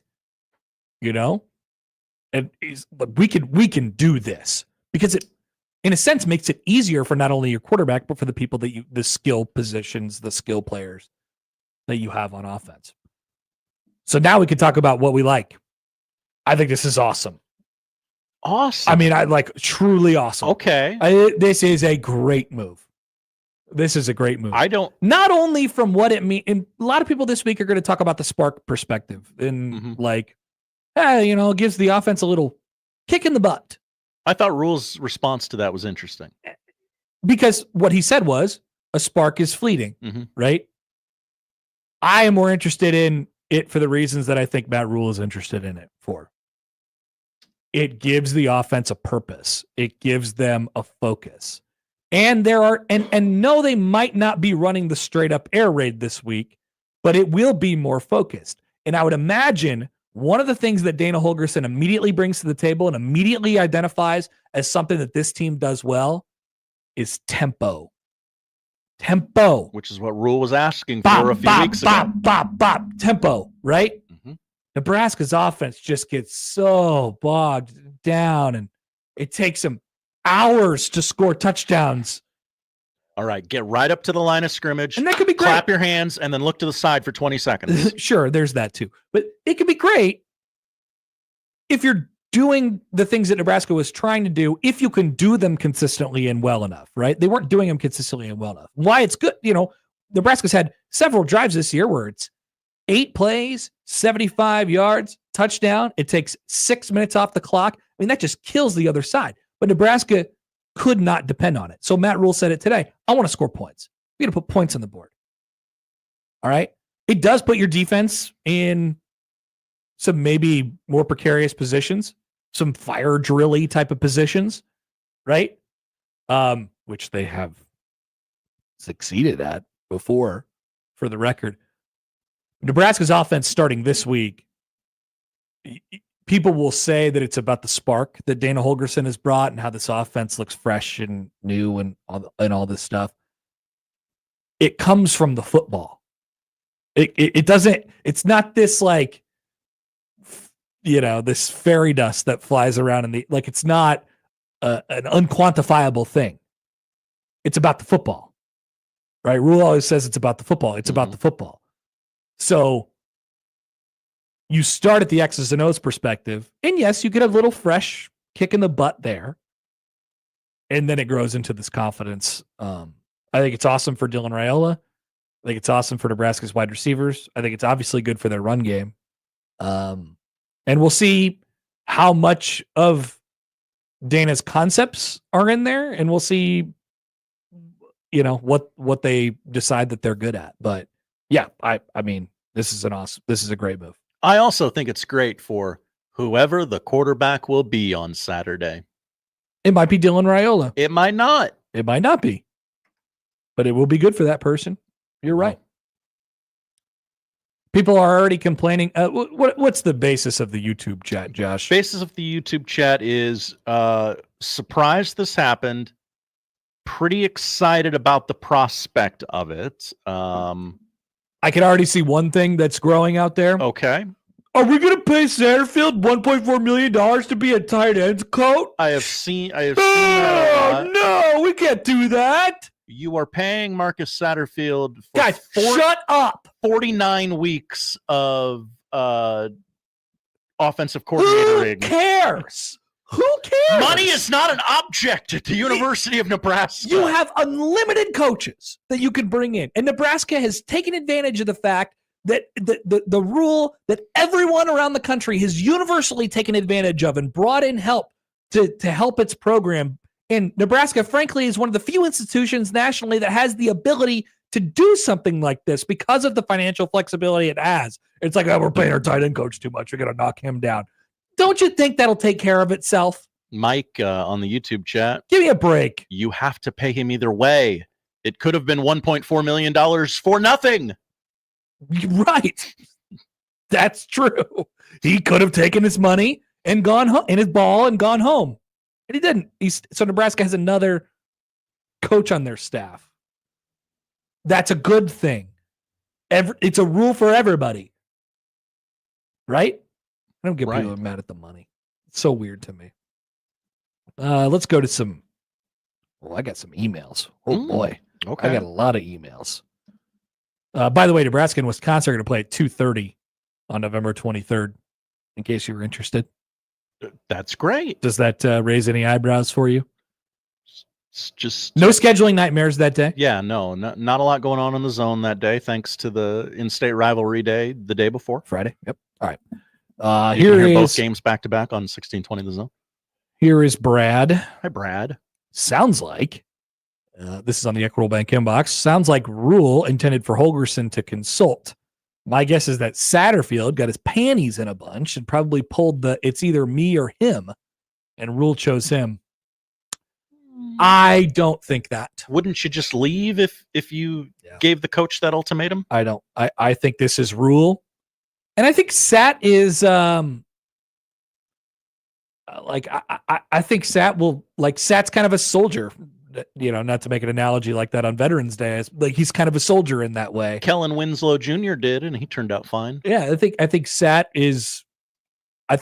will do what he is asked, which makes it, you know, I think the real complaint in that category and the mechanics of this is maybe why didn't it happen earlier if you had identified the problem, you know. I've also seen some thoughts about it being reactionary. We could talk about that coming up as well. Here is John. Hi, John. We could all see Satterfield is not good at his job, but for Rhule to make a change with only 3 games left, he must be even worse than what we see every Saturday. John hates Marcus Satterfield. Well, I mean, probably a little something to that, right? I mean, I don't know. This guy. Zach. Hi, Zach. If Nebraska starts running an air raid offense in the Big Ten, Rhule might not outlast Dylan at Nebraska. Yeah, this will never work in the Big Ten. People don't get all freaked out about the air raid. 60 passes a game, no runs in a run the ball league, Connor. That's not what the air raid is. I'm going to go ahead and flag that one because I'd like to come back and talk about that. It's just a name, air raid. Adam writes in. Like West Coast, you can run it anywhere. Hi, Adam. USC. We're going to bench our starting quarterback and start our backup who's a dual threat. That'll stump him. Nebraska, hold my beer. We're going to bring in an air raid offensive coordinator the week of the game and also make you think Rhule isn't going to play. Good luck game planning for that. Chestnut checkers. Bullet point Bob. Hi, BPB. Conan, making a midseason OC change is pretty cool. Should Nebraska just have cut to the chase many years ago and hired Leach when he was considered untouchable because he was mean to that snot-nosed Nepo recruit?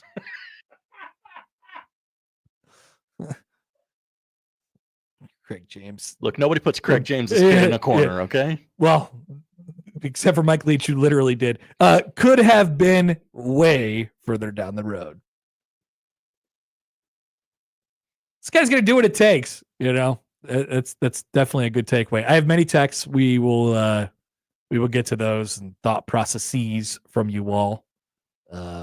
Yeah, we got reaction. Kenneth wonders if you need receivers to run air raid. TBD. I believe you do. But here's the secret, guys.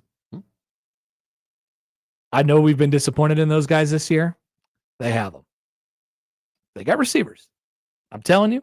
I understand. Those guys are capable. People that play No. position. Of I'm telling you wide that those receiver. guys are good. Oh. I remember that was the buzz preseason. Yeah. It's gotta find a way. All right. Plenty to come on the Connor Happer Show. I do have a reminder for you all on 1620 The Zone that this week's Zone Deal is to Cops, serving a Marcus Satterfield size menu. Steak, seafood, pasta, fresh salads, and tasty charred wings. In a restaurant scenario, this is a good thing, folks. Dine and carry out delivery from Cops with 3 convenient locations in Omaha. This week's Zone Deal, you get $50 worth of vouchers for just $25 on sale. Or by the way, you could listen to on Sports Iconic this week, and you could get the $50 to Cops for free. So that's a good option as well. If you don't get that deal, you can get the Zone Deal half off on Friday at 9, 1620thezone.com.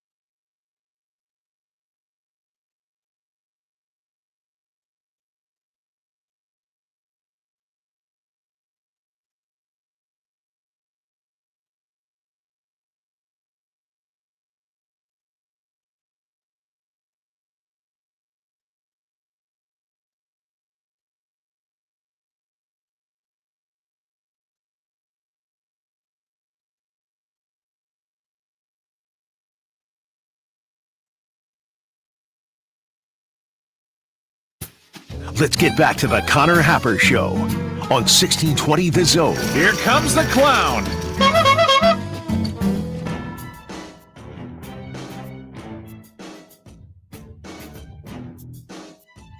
Here's a text from Doc. What's up, Doc?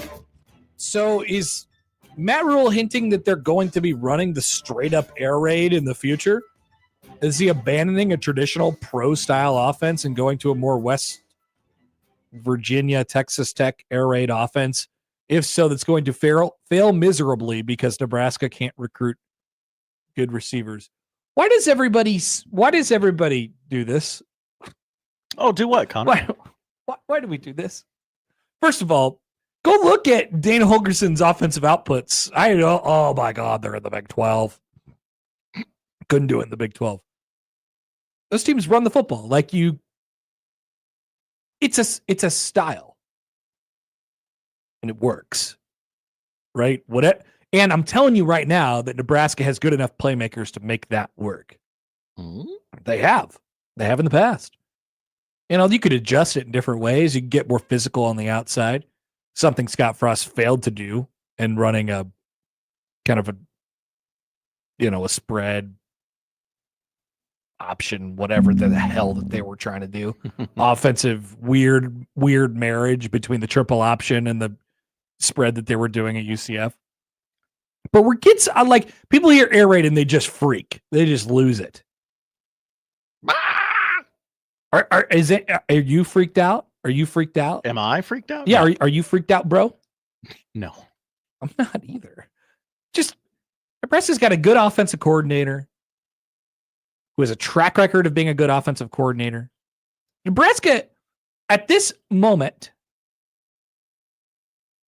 has quite possibly the most accomplished offensive coordinator they have ever had. Ooh. With the exception of, you have to go in the moment, right? Mm-hmm. When have they ever had a more accomplished offensive coordinator?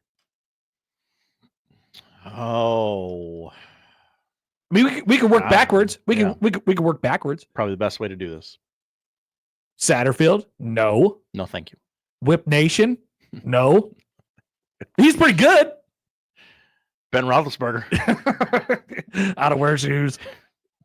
He was pretty good.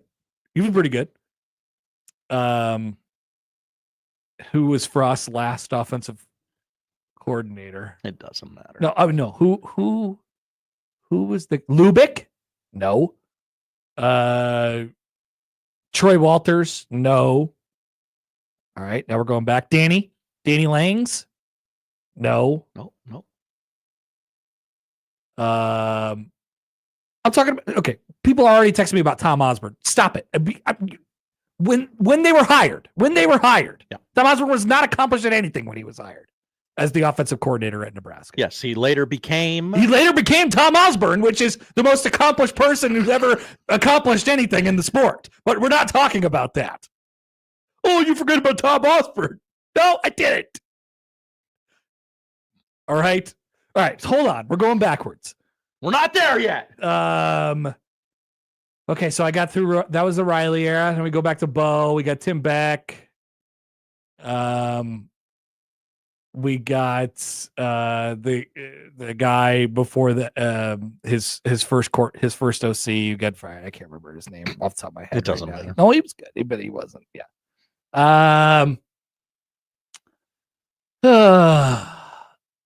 Yeah. No.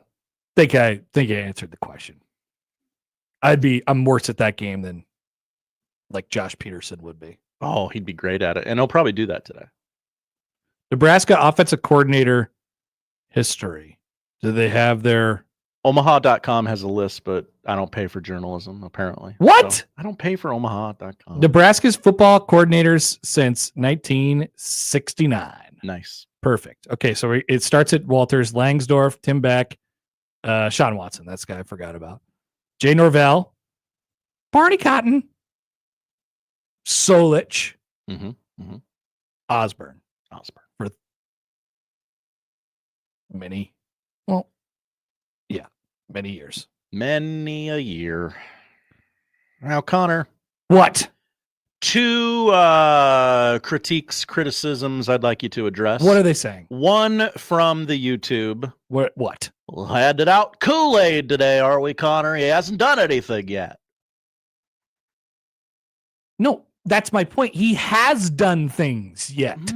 That's exactly my point.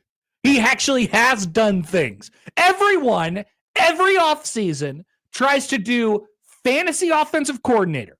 Every time that Nebraska sucks at one side of the ball, we say we have to fire that guy and bring in the smartest and brightest offensive and defensive minds in the game. Who's and the best unemployed head coach? Those guys are X and X, and we try to we try to fake hire them every offseason, even though we all know that Nebraska's not going to fire their coordinators for a variety of different reasons. And then they actually do. And then they actually have a coach with the gumption to do it himself. He wasn't told by his athletic director to fire him. It wasn't a weird situation with anybody else. Rhule said, we have to make a change, and we did it. And then they went out and actually hired the most accomplished guy that they could find in a week's span, and probably in longer than a week's span. Probably they would have found this entire offseason. And what's our complaint now? Please bring them to me. I have one. It is from Kyle on Twitter. You guys talked about how dumb Wisconsin was for going to air raid last year. Now it's a good idea. Wisconsin had an offensive identity where they ran the ball really They were really good at well, offense. and then tried We to suck. Yes. What are we doing? I understand the point, but it is a little different.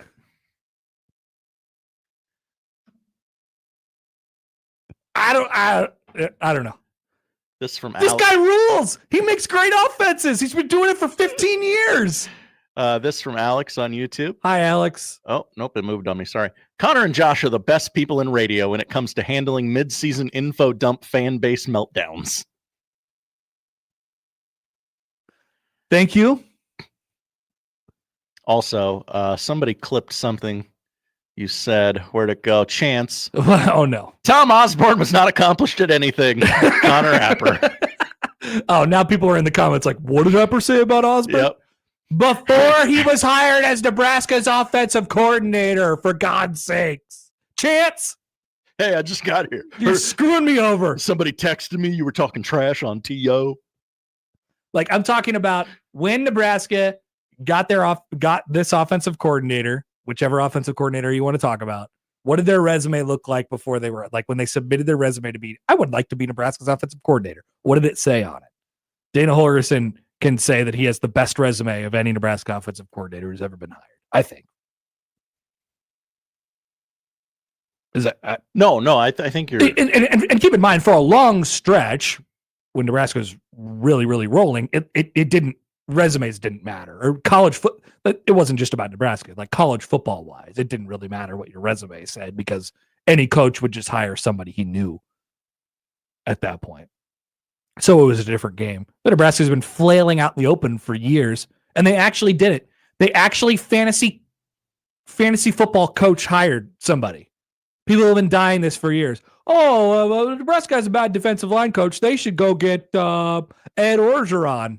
What's he doing? You could pay him $3 million to be their defensive line coach, and then you can get this guy, whatever it might be. You got any pregnant women on campus? It's either fantasy football coach hiring like the best coaching staff in the country, or hire an entire staff of former Huskers.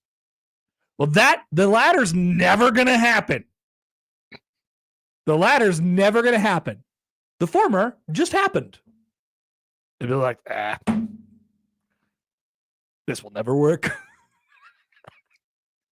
Just never happy. Joel writes in. Hi, Joel. New show name idea. Oh, we've been looking for these. We have for almost 4 years now. The Midday Meltdown. See, but I don't melt down. No, that delivers an expectation to the audience that we just can't deliver. I'm not a freak out guy usually. I got something for that Utah AD, but I don't think we're going to get to it. I got a lot of texts. That guy's a monster. Let's see. Sindelar. Oh, this move is only worth its salt if they win one more game. If they lose out in the same fashion they had been, it's all as pointless as a dog and pony show Disclaimer, I love dog and pony shows. Actually, I don't know about that because like he's going to be the OC next year. I mean, if they go 0-3, do you look? It's kind of a shot that you're taking with I mean, I guess it has some potential blowback if they don't win, but he could still say at the end of the year, like, hey, it wasn't my offense, it wasn't my players. Like, you know, you're gonna hit the reset button on a clock for the offense. Right? Right. Colin in White Plains. Hi, Colin. What's up? You're gonna have to help me with some of the slang and abbreviations. Oh, here we go. JFC. Are Husker fans really complaining about Holgo being the O coordinator? WTF are we doing, people? Got that one. These effing morons make sane fans tune out. You didn't get that one? I don't know what the kids are saying with the abbreviations and the shorthand. Rob says if we don't push Happer into a Mad Dog level freakout by the end of the show, we've failed as listeners. He's going to be on the horn with Fat Rob at 2:02 p.m. today.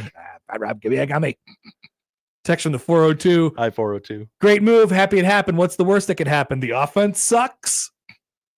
That's kind of where I'm at. Is it going to work? Is it not going to work? I don't know, but I don't know. Maybe it'll be more fun to watch.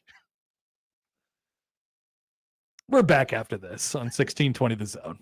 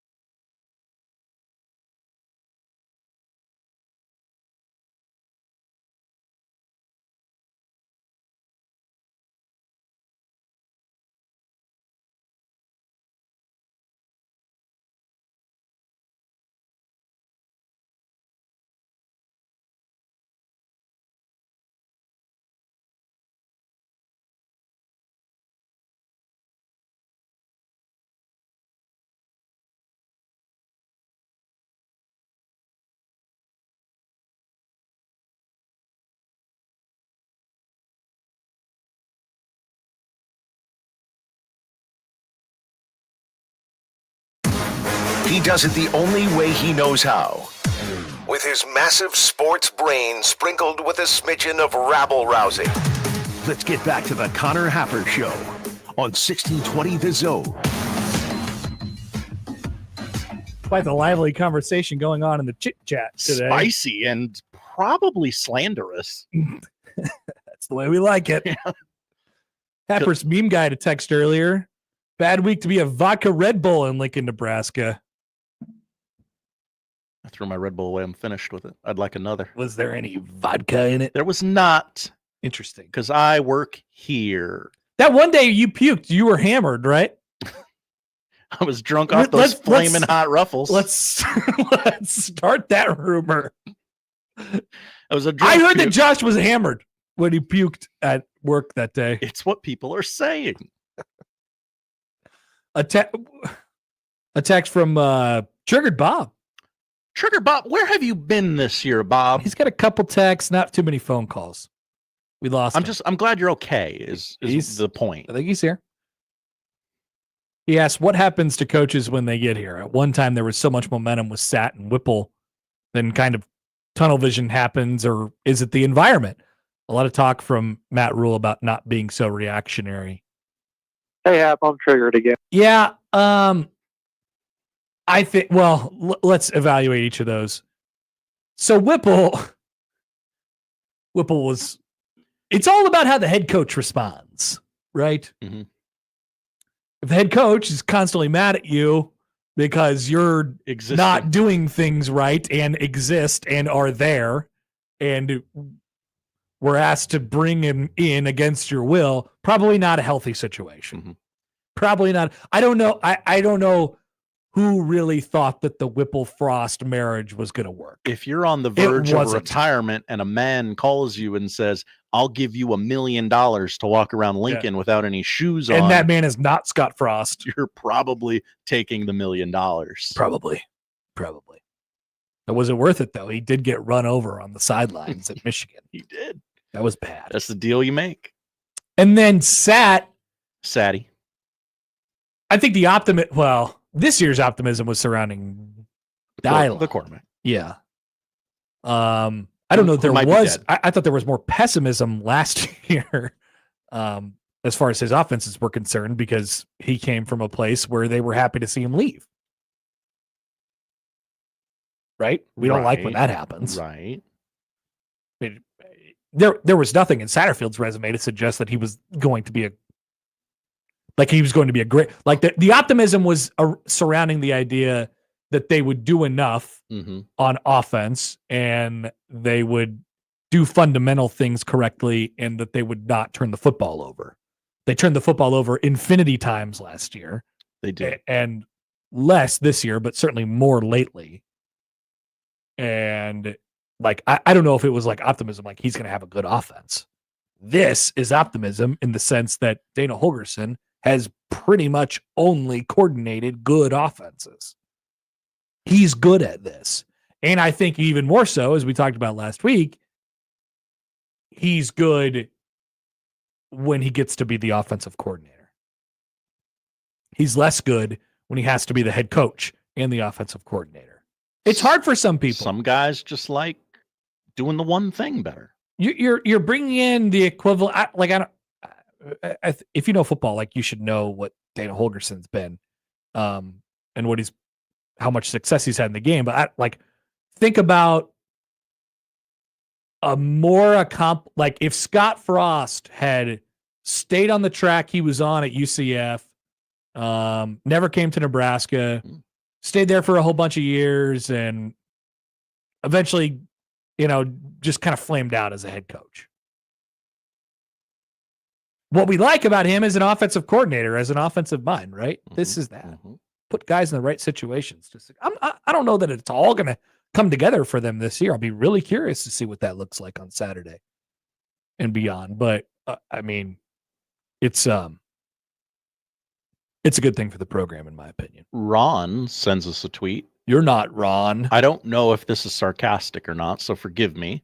I will take it on face value. Dana as OC, kind of the same thing as Chip Kelly to Ohio State, no? Good offensive mind, just kind of sort of flamed out as a head coach. Yeah, I think maybe Chip Kelly took longer to arrive at that point than Dana Holgorsen. Yeah, but Chip Kelly coached for multiple teams in the NFL. People forget. People do forget. It feels like it was a long time ago. Yeah. The other notable thing here is, well, there's many notable things, but Dana Holgorsen was a analyst at TCU earlier this season. Do you think if you would have told him at the beginning of the season, you're going to end the year, you're going to be calling Nebraska's plays by November 16th? Thoughts? Okay, sure, bud. So I think, remember, this was a thing, like, just to get the timeline sort of straightened out. This was a thing in the offseason. Remember, he was here. He was at the wrestling meet, and they had to blur his face out. Oh, that's right. I forgot about that. With Dylon. So he was going to be here, and it sounded like it just, it didn't. I wonder what the mechanics were in the initial dealings with Nebraska.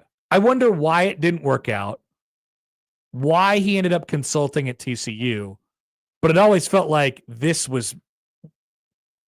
he wanted to be an OC. It felt like for the last year, he wanted to be an OC at Nebraska after he got fired from Houston. Wanted to be the OC at Nebraska. When those conversations started after last year. Didn't happen for, I'm not sure what reason, to be honest with you. Ends up consulting or whatever, analyzing at TCU, WFHing from TCU. And now is here, just arrived, and yes, will be coordinating Nebraska's offense on Saturday. What an interesting game. And a final 3 games to the season. Man. Okay. All right. I think I chilled out. Okay. Shane asking the real questions here. What's up, Shane? On the YouTube stream. Yeah, go. Line is a 9.5. Will we see a drop tomorrow? I don't think so. I don't think it'll really move. 8.5 on FanDuel right now. I don't think you'll get a whole go bump if that's what you're asking. You kind of have to show it for a game to see what they're going to be. As of right now, Nebraska's offense is what it has been.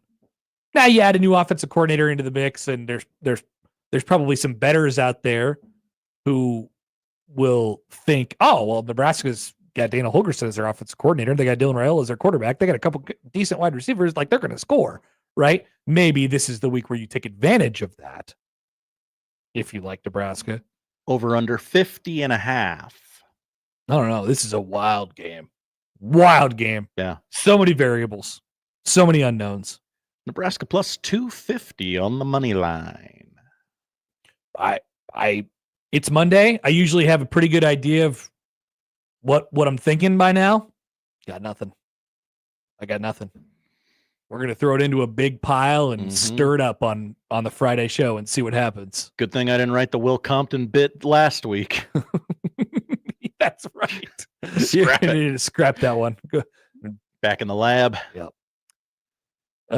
Let's take a break. We got Sam McKewon. More analysis on this and the mechanics and what it looks like and all the other things with Sam coming up on the Connor Happer Show on 1620 The Zone.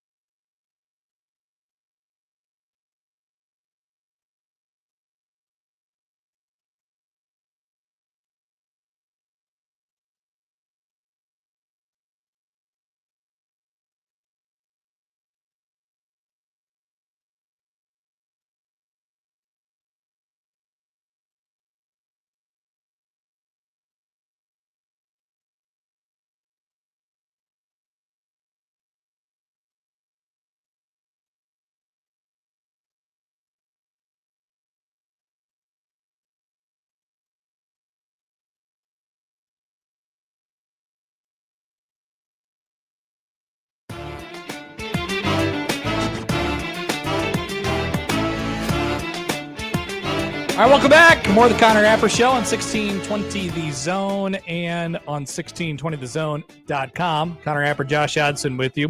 It's the bowl game blowout, $15K giveaway, 1620 The Zone. Enter to win big this holiday season with $15,000. Get entered to win now on our website, 1620thezone.com. Sam McKewon from the Omaha World Herald joins us now via the 42 Degrees Source hotline. Hello, Sam. Good afternoon. Good afternoon. How are you? Good. It was, if it was a sleepy Monday, it is no longer that around here. No, I loved how he did it too. He goes up there and he goes, "Yeah, Dana Holgorsen will call the plays." Real sheepish and Yeah. Will he now? Exactly. Super interesting, and I mean, from about 100 different angles. First of all, did you think that this was on the? I mean, that was obviously on the table, but did you think it was a likelihood that it would go this way for the final 3 games? I thought it was possible, but I didn't know for sure. I think that's why you didn't see, like, when we know something. Yep. You'll see like a quick story. It's ready. That shows up on websites and it's real long because we kind of knew, but I don't think anybody knew for sure. I think it was probably a decision that he made in the last 72 hours maybe. And he kind of explained a timeline. He said, Holgorsen got there Monday and Tuesday and kind of,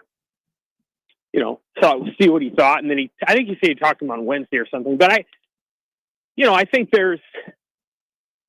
it was solidified. Yeah. Just wanted to see how it all looked and got the assessment. And they had kicked around a role for him in previously. The winter. Yep. And I think there was a sense of like wanting to try to get something done then.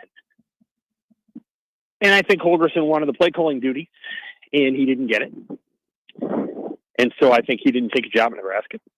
Not to go too revisionist history, but why didn't he get it? We were just wondering about that out loud in the last segment. Like, I don't know if this was always where it was going to end up, or if there was a chance it would end up this way. It does make the conversation last off season pretty interesting. I don't know. I think Rhule's loyal. I think maybe Rhule wasn't ready to get all the way out of the kitchen.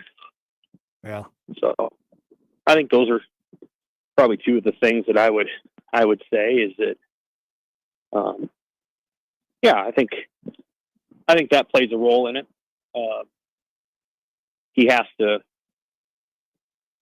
be ready to do that, and that's human. That's just normal human behavior, is that you get accustomed to collaborating with people and being able to have a say. And then, when you go and hire somebody like this, you're probably not going to have much of a say. You're going to go ahead and turn that over, and that's going to be your thing. And so he kind of said today a couple different times, well, I'm a defensive guy. And I think what he was conceding in that moment is they need to get a person in there that is, deeply embedded within the offensive discussion and is able to come in and supply and create a system. That system may not necessarily be as detailed, and I don't know. I want to use the right phrasing because I don't want to be unfair. There's things about the offense that they had for the first 9 games that's really interesting and dynamic and unique and all of those things. To be clear, it's just that it takes a lot of the really, really good pieces to run the whole thing. And it's a lot of like, hey, let's run this personnel grouping. Now let's run this personnel grouping. Now let's do this personnel grouping. It's very, heavy in that way. And I think what they're going to go to is something that's a little less so. Indiana's running something like this. They're going to run. They're going to move to an offense that's probably a little more. We're going to play these 4 or 5 guys. Mm-hmm. We're going to move with a little bit of pace. We're going to run the same concepts. It's not going to be 12 personnel, then 22 personnel, then 11 personnel, then switching the personnel on every play. So I think that's probably some what you'll see. Usually this system comes with a little bit of tempo because you can't run a play every 35 seconds and use the same personnel over and over. So There's probably some of that involved. I think he just wanted to get out of the kitchen a little bit. Sam, I guess, what do you think? What do you think this looks like in the final 3 games? What are those things that Nebraska that they'll identify that they can do? What will be highlighted over the last 3? Kind of depends on the quarterback. If Rhule is healthy, you're probably playing out of the shotgun. You're throwing the football downfield. You're playing with a little bit of pace. You're probably not running it much. We've seen versions of the offense that they could run if it's Rhule. They can quick throws, a lot of short to long stuff. If it's Harburg, I don't know. I mean, there's a bunch of different stuff they can do. Holgorsen's had some running quarterbacks in the past. So you run a lot of zone reads, a lot of mesh concepts. When you're throwing the football, things like that. So, I suspect it'll be Rhule if he's healthy, and you'll see some shotgun action, and you'll see him throwing the football, some shorter rhythm throws, getting a quarterback in a rhythm, getting him going a little bit. They're not necessarily Y sticks, but they're like curl routes. So things like that. I'm going to get technical at it. I'm going to write more about this, I think, tomorrow, of just what Husker fans can expect from a Dana Holgorsen offense. And, people can get a flavor of it there. There was still a lot of mention today of, how the players sort of reacted, not only after the UCLA game, but then all the way throughout next week. And then it was sort of tied into the OC thing as well, where he said, he said that Holgorsen had a non-reactionary quality. And I thought that was sort of notable, especially considering that's what he's trying to, get out of his team as well. Like, did you sort of note that, the non-reactionary thing during the press conference, and what might we see if they're able to get out of that mode this coming week? Yeah, they're going to keep running the system that he puts in place, and they're going to have an identity. Aha. That's what they're going to have. I don't know. It could be. I mean, we certainly could probably comb back over the first 21 games of the Rhule era. I'll probably do that to some degree when the season is over. The bottom line is the offense just wasn't good enough, and what they were trying to do, they don't have the pieces for. That's just my opinion. And the Rhule may think I'm full of it, but I don't think they have all the pieces. I think to do what they want to do and do it really well. What they wanted to do, right? Mm-hmm. Okay. You have to have a collection of backs and tight ends that are pretty darn good players. And the receivers are good too. This isn't the West Coast offense. That's not what this is. The 49ers offense, people think that's the West Coast. That's not what that is. It is a collection. You got to have backs and receivers who are really good players. And I just don't know if they have all the pieces. And I don't really think there's anything wrong with the offensive scheme. I think it's a good scheme, and I think it has good players in it. I just don't think it has all. I just don't know that it has all the pieces. And so when you're trying to run that offense without having all the pieces attached to it, I think it can look a little clunky, and I think it did look clunky. On the same breath, Connor, there's offenses that are a hell of a lot better than Nebraska's that also have better pieces than Nebraska's that we're not trying to run that offense. Right. And that's the thing that I think you got to have 3 or 4 tight ends, and you got to have 2 or 3 backs. And I don't think they have 2 or 3 elite backs, and they have a couple of tight ends, but not all the pieces. And then you got to have a great offensive line that can protect and all these other things. And so I just don't think they had all the pieces. So they got to go to something that's a little simpler, a little bit more pace, probably a little bit more what these guys are used to. I mean, Jamal Banks played at Wake Forest. Jamal Banks know how to run this system. Isaiah Nayor played at Texas. They do some of that stuff at Texas with Sarkisian. Some of these guys will be very, very familiar with what they're trying to do. So people hear that phrase air raid, and the impression they get is they think of Mike Leach and they think of 65 passes a game, but it really isn't that anymore. It's evolved well beyond that. Mike Leach never evolved beyond that, and he didn't have to. Right.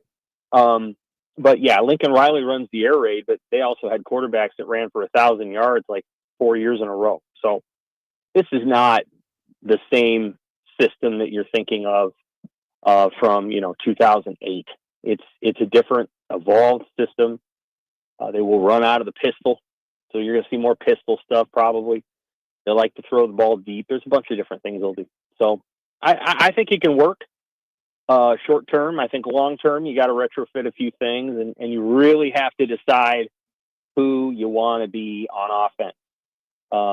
And I think one of the things that Holgorsen will probably zero in on if he sticks around is, hey, we got to have really quick receivers. We got to have 4 Ja'Cory Barney. Not fast. Fast is good. Quick.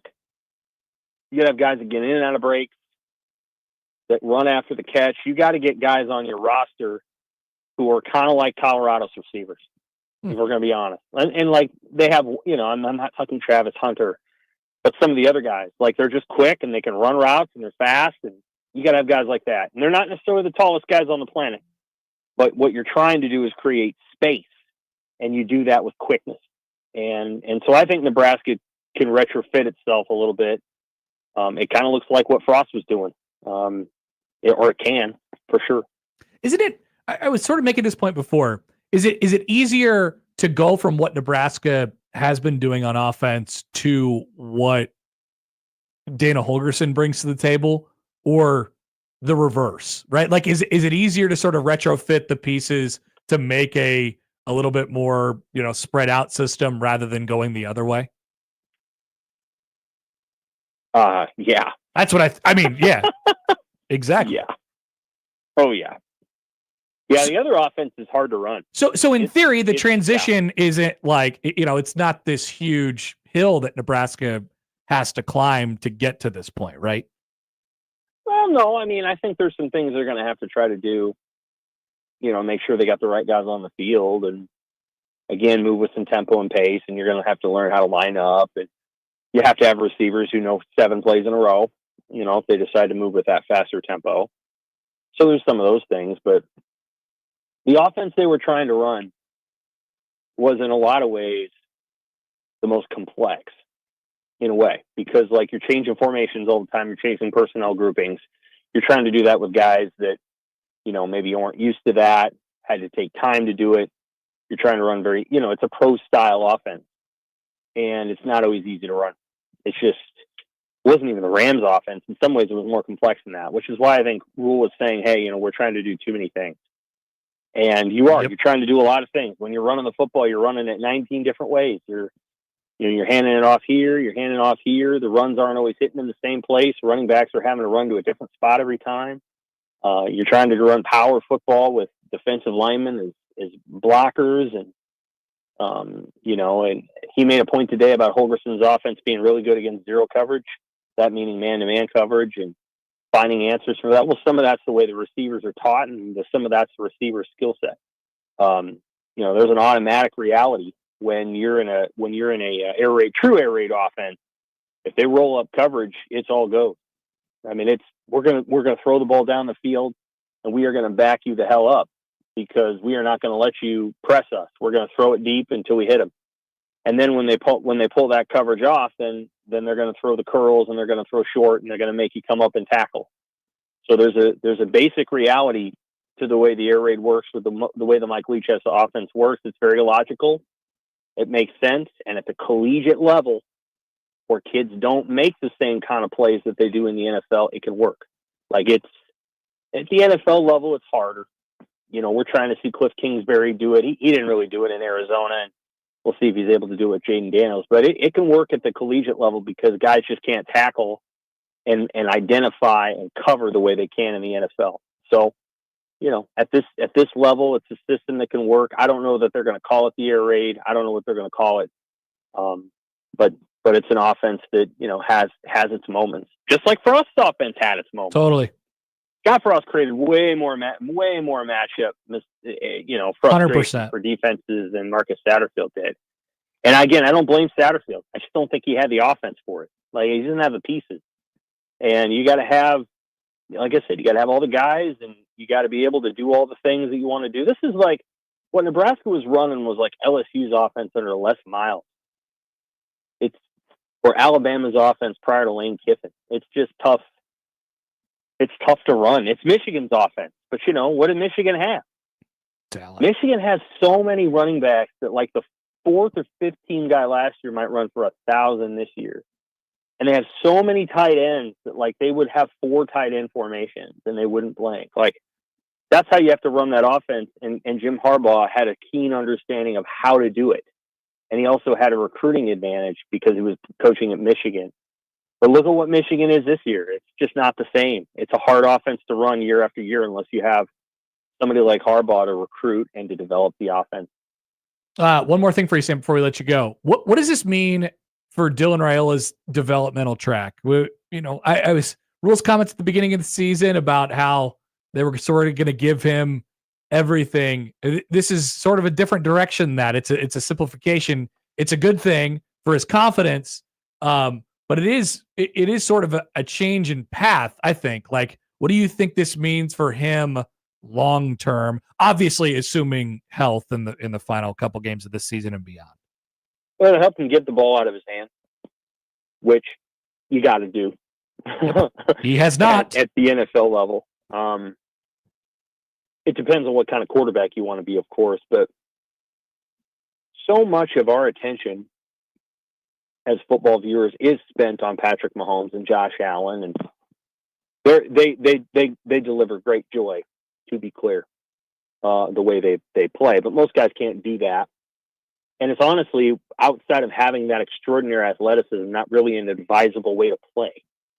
And so unless you're that person, you have to learn how to, A, get the ball out of your hand when you hit the back foot of your drop, identify, throw, get it out, and then, B, be able to be accurate between a 0 to 10 yard range. And I think those are things that Dylan can work on. Like Dylan's pretty good at feathering the ball into the intermediate range after he's play action fake and stood there for 5 seconds. But you've got to be able to identify and hit the back, hit the back foot of your drop and throw the football. And I think Holgorsen will help him do that. He's developed quarterbacks who I would describe as workmanlike at the NFL level. Case Keenum and Geno Smith. Geno Smith's been in the NFL now for 12 years. I know, yeah. But like Geno Smith's not doing that with extraordinary athleticism. I mean, he's an okay athlete, but he's not doing it because of that. He's doing it because he knows how to play the position. And you'll hear people say that sometimes. That guy knows how to play the position. And what they're talking about is what Tom Brady excelled at, although Tom Brady was better at it than anybody else. They're not talking about what Josh Allen and Patrick Mahomes do. And what they do is incredible. Right. But that's not really playing the position in a classic sense. Like, Mahomes certainly is maybe the best quarterback of all time, but what he's doing is different, and it's embedded within Andy Reid's system. So I think Dylan Raiola, what he can do is he can help himself to learn how to play the position. And playing the position is not just about learning the offense. It's about reading the defense, getting the ball out, getting it accuracy, doing it again and again and again. That's the position. And I think Holgorsen will probably help him with that because Holgorsen has a track record of putting quarterbacks in the NFL having done it. All right, Sam. Appreciate it as always. Great stuff. We'll let you go. We'll talk to you soon. Take care. Sam McKewon from the Omaha World Herald. I think Dylan needs a starting point. Ooh. Right? Dylan needs a starting point. Dylan needs to lay a base. Lay that base down. Lay in the base. Lay in the base. Slap at a base? Lay in the base. Oh. Lay in the base. Brick by brick, Josh. Lay in the base. Get good at the fundamental things. And then I think he possesses like unlimited ceiling, like the ability to do anything off of that. But like lay the base first. All right. We will come back. I do want to discuss a couple other things today. So let's other things? Yeah. Well, don't worry. We'll have plenty of time to get back to Dana and things of that nature. Nebraska made an offensive coordinator change today. or they announced it today anyway. So, plenty to talk about on Sportsline Connect. I'll have you covered, but we'll look at the weekend in college football as well. I do have thoughts on Michigan. Josh has thoughts on Utah's athletic director. Call this guy. We'll probably hold the SEC logjam thing for tomorrow. We'll talk about the playoff rankings with that too. It'll still be log jam tomorrow. Don't worry. No, it will be. There's no SEC games tonight, Josh. That's right. They're a regular conference. Back after this on 1620 The Zone. But this is the final week of 25K 4-quarter pick'em, not 24K 5-quarter pick'em, 25K 4-quarter pick'em. And it's open for subscribers of the email. So you're going to want to get on that action. Just the email subscribers of the email. You could win you could win $2,500 this week. It's your last chance to do so this week. So get signed up and play with us today, 1620thezone.com.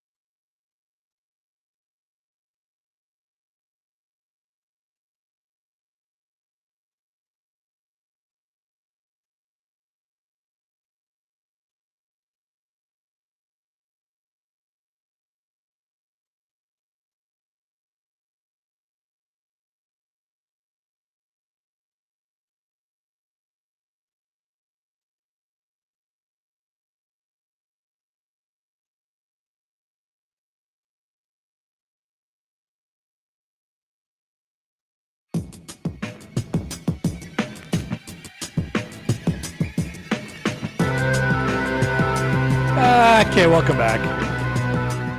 Welcome back. Welcome back to the midday meltdown. It's catching on. Are you mad? People like it. Don't be mad with us. We have to uphold our reputation as not being a very yelly show, Josh. It wouldn't work in this market. I can't do it. I don't have the energy for it. I'm too busy yelling at the guy who's making the full court putts at the Creighton games. You got to save it. Oh, jeez. I'm about to have a midday meltdown. Why don't, Josh, it's time for your midday meltdown about the Utah AD. This guy. Okay. Do you want to set up the story for me? So Utah's athletic director, Mark Harlan, he decided to jump into the post-game press conference and said that the game was stolen from them by the refs. Quote, "We were excited about being in the Big 12, but tonight I am not."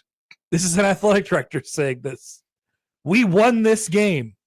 So Utah had a sack back at the BYU 1 yard line that would have gotten them a turnover on downs and would have won that game. It was a 4th down sack back at the 1 yard line. There was a holding call in the secondary, and it did seem sort of questionable. There was a couple other things in the process that led up to it.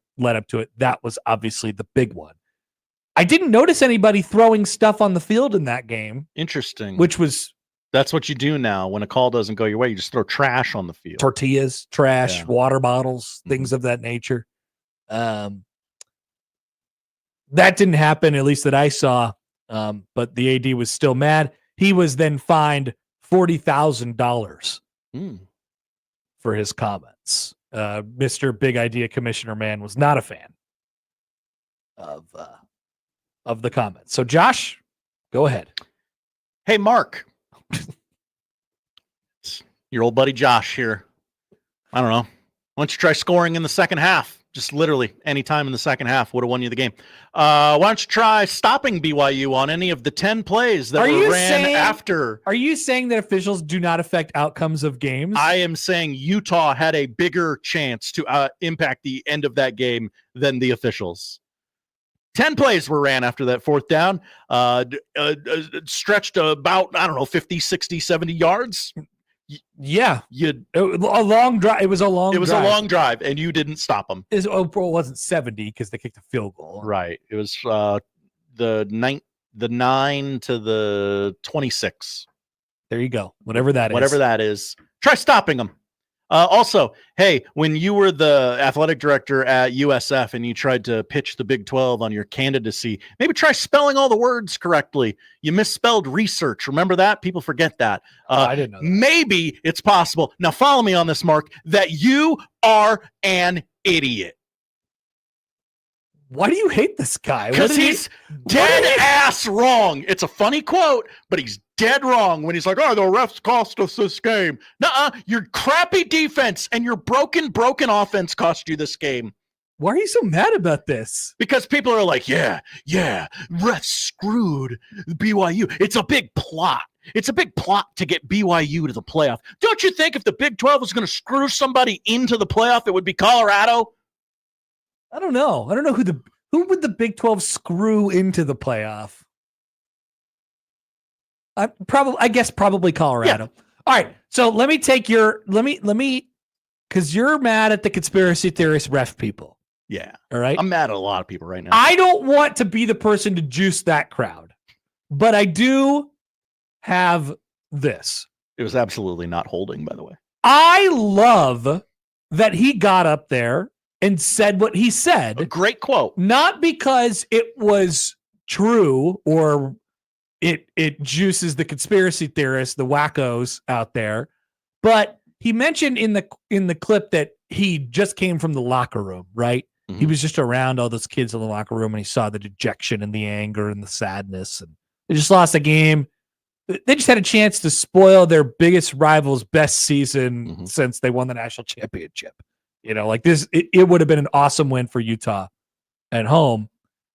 And he comes up after the game and he's like, "I'm pissed. I hate to see our kids that way. I got to defend them."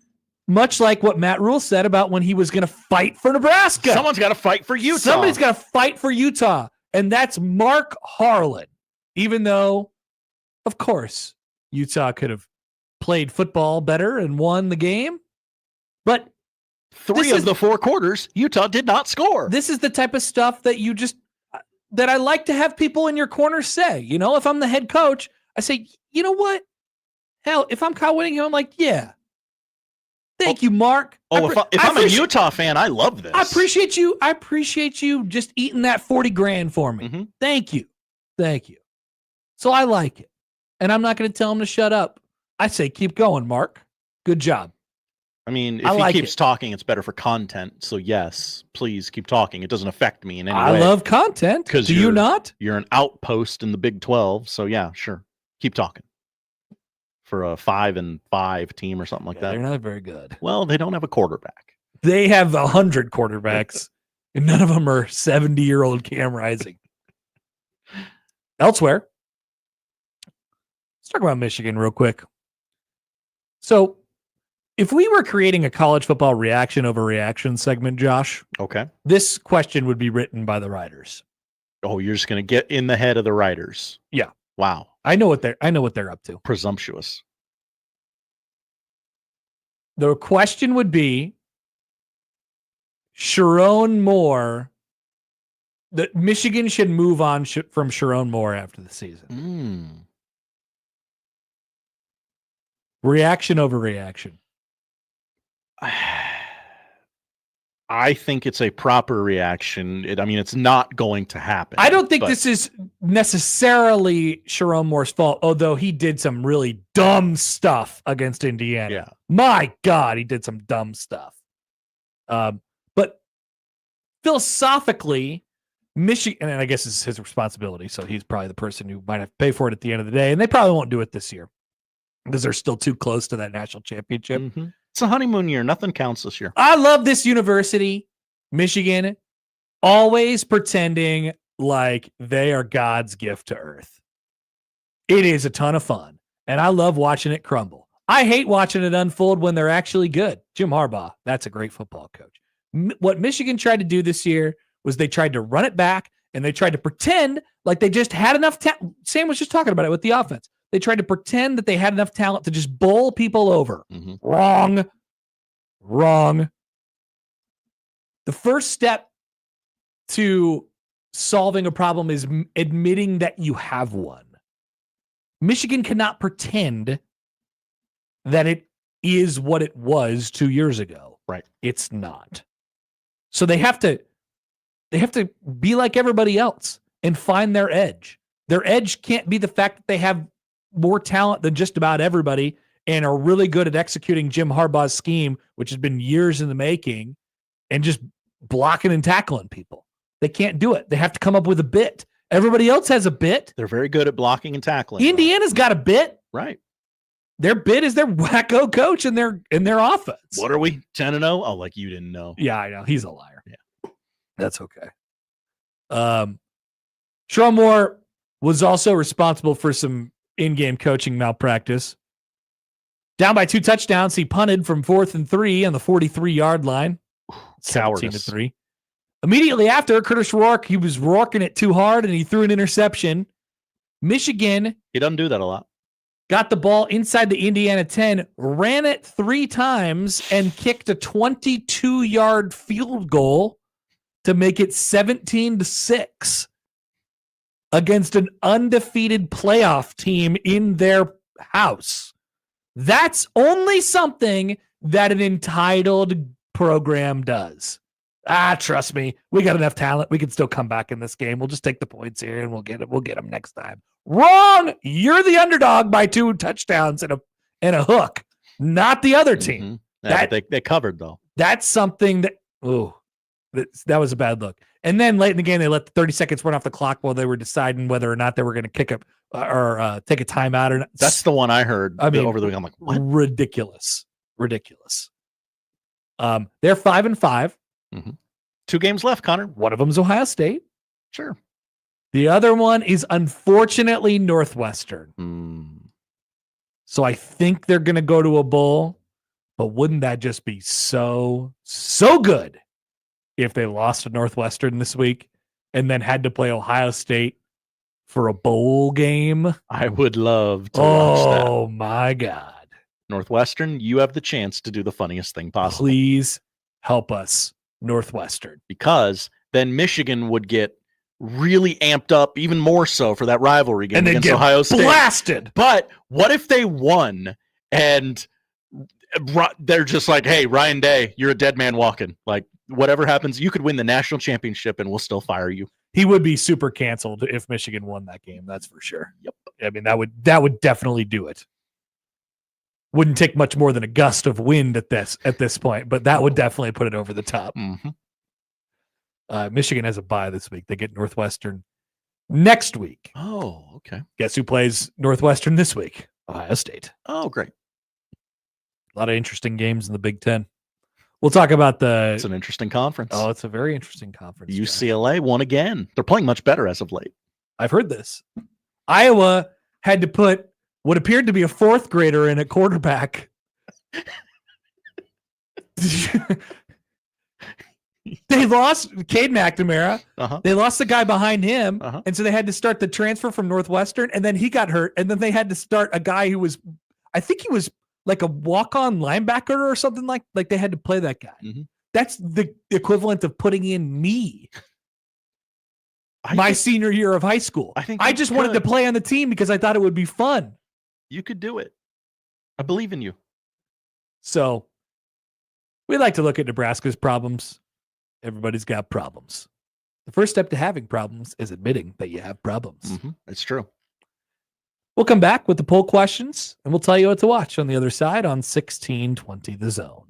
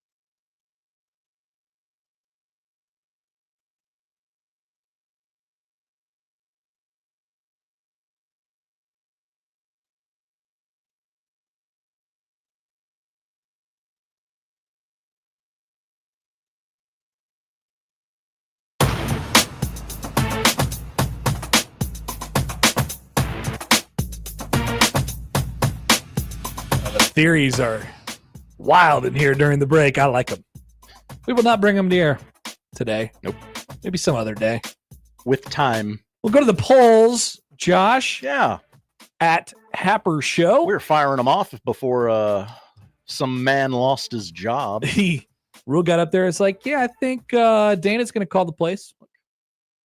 Said it so nonchalantly. Just like, Dana who? Dana Altman? Dan Holgorsen? Dana Holgorsen or Dana Altman tied with Greg McDermott for most Creighton wins. You can hear Greg break that streak Wednesday on 1620 The Zone or 1019 The K. Whoa. What's their percentage on Ken Palm? I don't know, but I'm going to guess low. 99.8. I like those odds. Says they're going to win 95-62 against Houston Christian. 62. That'd be actually a nice defensive effort. All right, to the polls at Happer Show. Is Gracie Abrams good? I'm in. I've heard 2 of her songs. I like them. Feels like a Nepo hire. I don't love it. We're sometimes we are responsible for the people who get put in famous positions, but she's good. TBD. If we've evaluated the body of work and we like it, why can't we take it at face value? I have not evaluated yet. Okay, we'll check it out. I haven't been grinding tape on Gracie Abrams. 60% say no. They're out. Interesting. America with me. Do you like accountability pop? This is hard to understand. No, not really. I like accountability. I like pop. Accountability pop. No, thank you. There's angsty pop. There's blame pop. There's accountability pop. Look, I get it. I point the thumb pop. The world is crumbling around us. I get it. It's bad out there. I don't need music about it. 65% say yes, they do like it, which is a really surprising result, actually. Just sing a song to me about how many people within the bar are, in fact, getting tipsy. And our final poll question today is a good one. Do you know where the sun will be at 3:00 today? I got a hunch. I know this a year in advance. Coming through that window. 73% say yes, they do know where that sun will be. Those are the polls. Josh, what are we watching tonight? We're watching the NFL. You can listen to it on 1620 The Zone. If you prefer watching football, I guess that's cool too. Dolphins, Rams, 7:00 on ESPN. It appears as though this is one of the rare weeks of no ABC simulcast and no Manning cast. Oh, well, we'll all just have to watch the game, I guess, instead of being entertained by 40 things at once. That's on you, Dolphins, Rams. There's a lot of basketball on tonight. Some of it might be good. I don't know. You tell me, Connor. All right. McNeese at number 2, Alabama, 6:00 SEC Network. Yeah. Okay. That's a banger. Okay. I mean, Alabama is really good. Yeah. McNeese plays really fast. And McNeese has Will Wade. Yeah. Kansas City at number 5, Iowa State, 7:00 on ESPN Plus. Say it again. Kansas City at number 5, Iowa State. No. Okay. That's no good. Yale at number 14, Purdue, 7:00 BTN. Maybe. Okay. Maybe. Central Michigan at number 18, Marquette, 8:00 FS1. No. Okay. Boston University at Big Ten stalwart, number 22, UCLA, 9:00 BTN. Definitely no. Okay. The women are playing downtown tonight. Number 21, Creighton hosts Drake. Actually, are they 21 anymore? I don't know. This might have been old info. They are number 0. Tough luck loss to South Dakota State Friday night, 6:00. 1180 The Zone is where you can find that game. NBA tonight, Clippers Thunder, 7:00 on NBA TV. Oklahoma City's first game without Chet Holmgren for the next 8 to 10 weeks after his hip exploded. Ouch. In his body. Wow, really? Chet got hurt? Yeah. Dropped to landed on his hip on the floor, and he's got those exposed bones. He does. He's a bony man. That's right. And finally, 7:00 on ESPN2 tonight. It is a Mike Tyson marathon. 5 classic Mike Tyson fights from 1985 and 1986 air back to back to back to back to back. The closest projected college basketball game of the day, okay, is Chattanooga and Austin P. 7 o'clock ESPN Plus live from Clarksville, Tennessee. Tune into that one, everybody. That's thank you, KenPom. Let me know. Winthrop and Virginia Tech also projected to be relatively close. Okay, something to look for if you're looking for an upset pick tonight. Thanks, Josh. Thank you, Connor. So we're watching tonight. That's the show. If you missed anything, you can find it all on our website, 1620thezone.com. The crossover's next.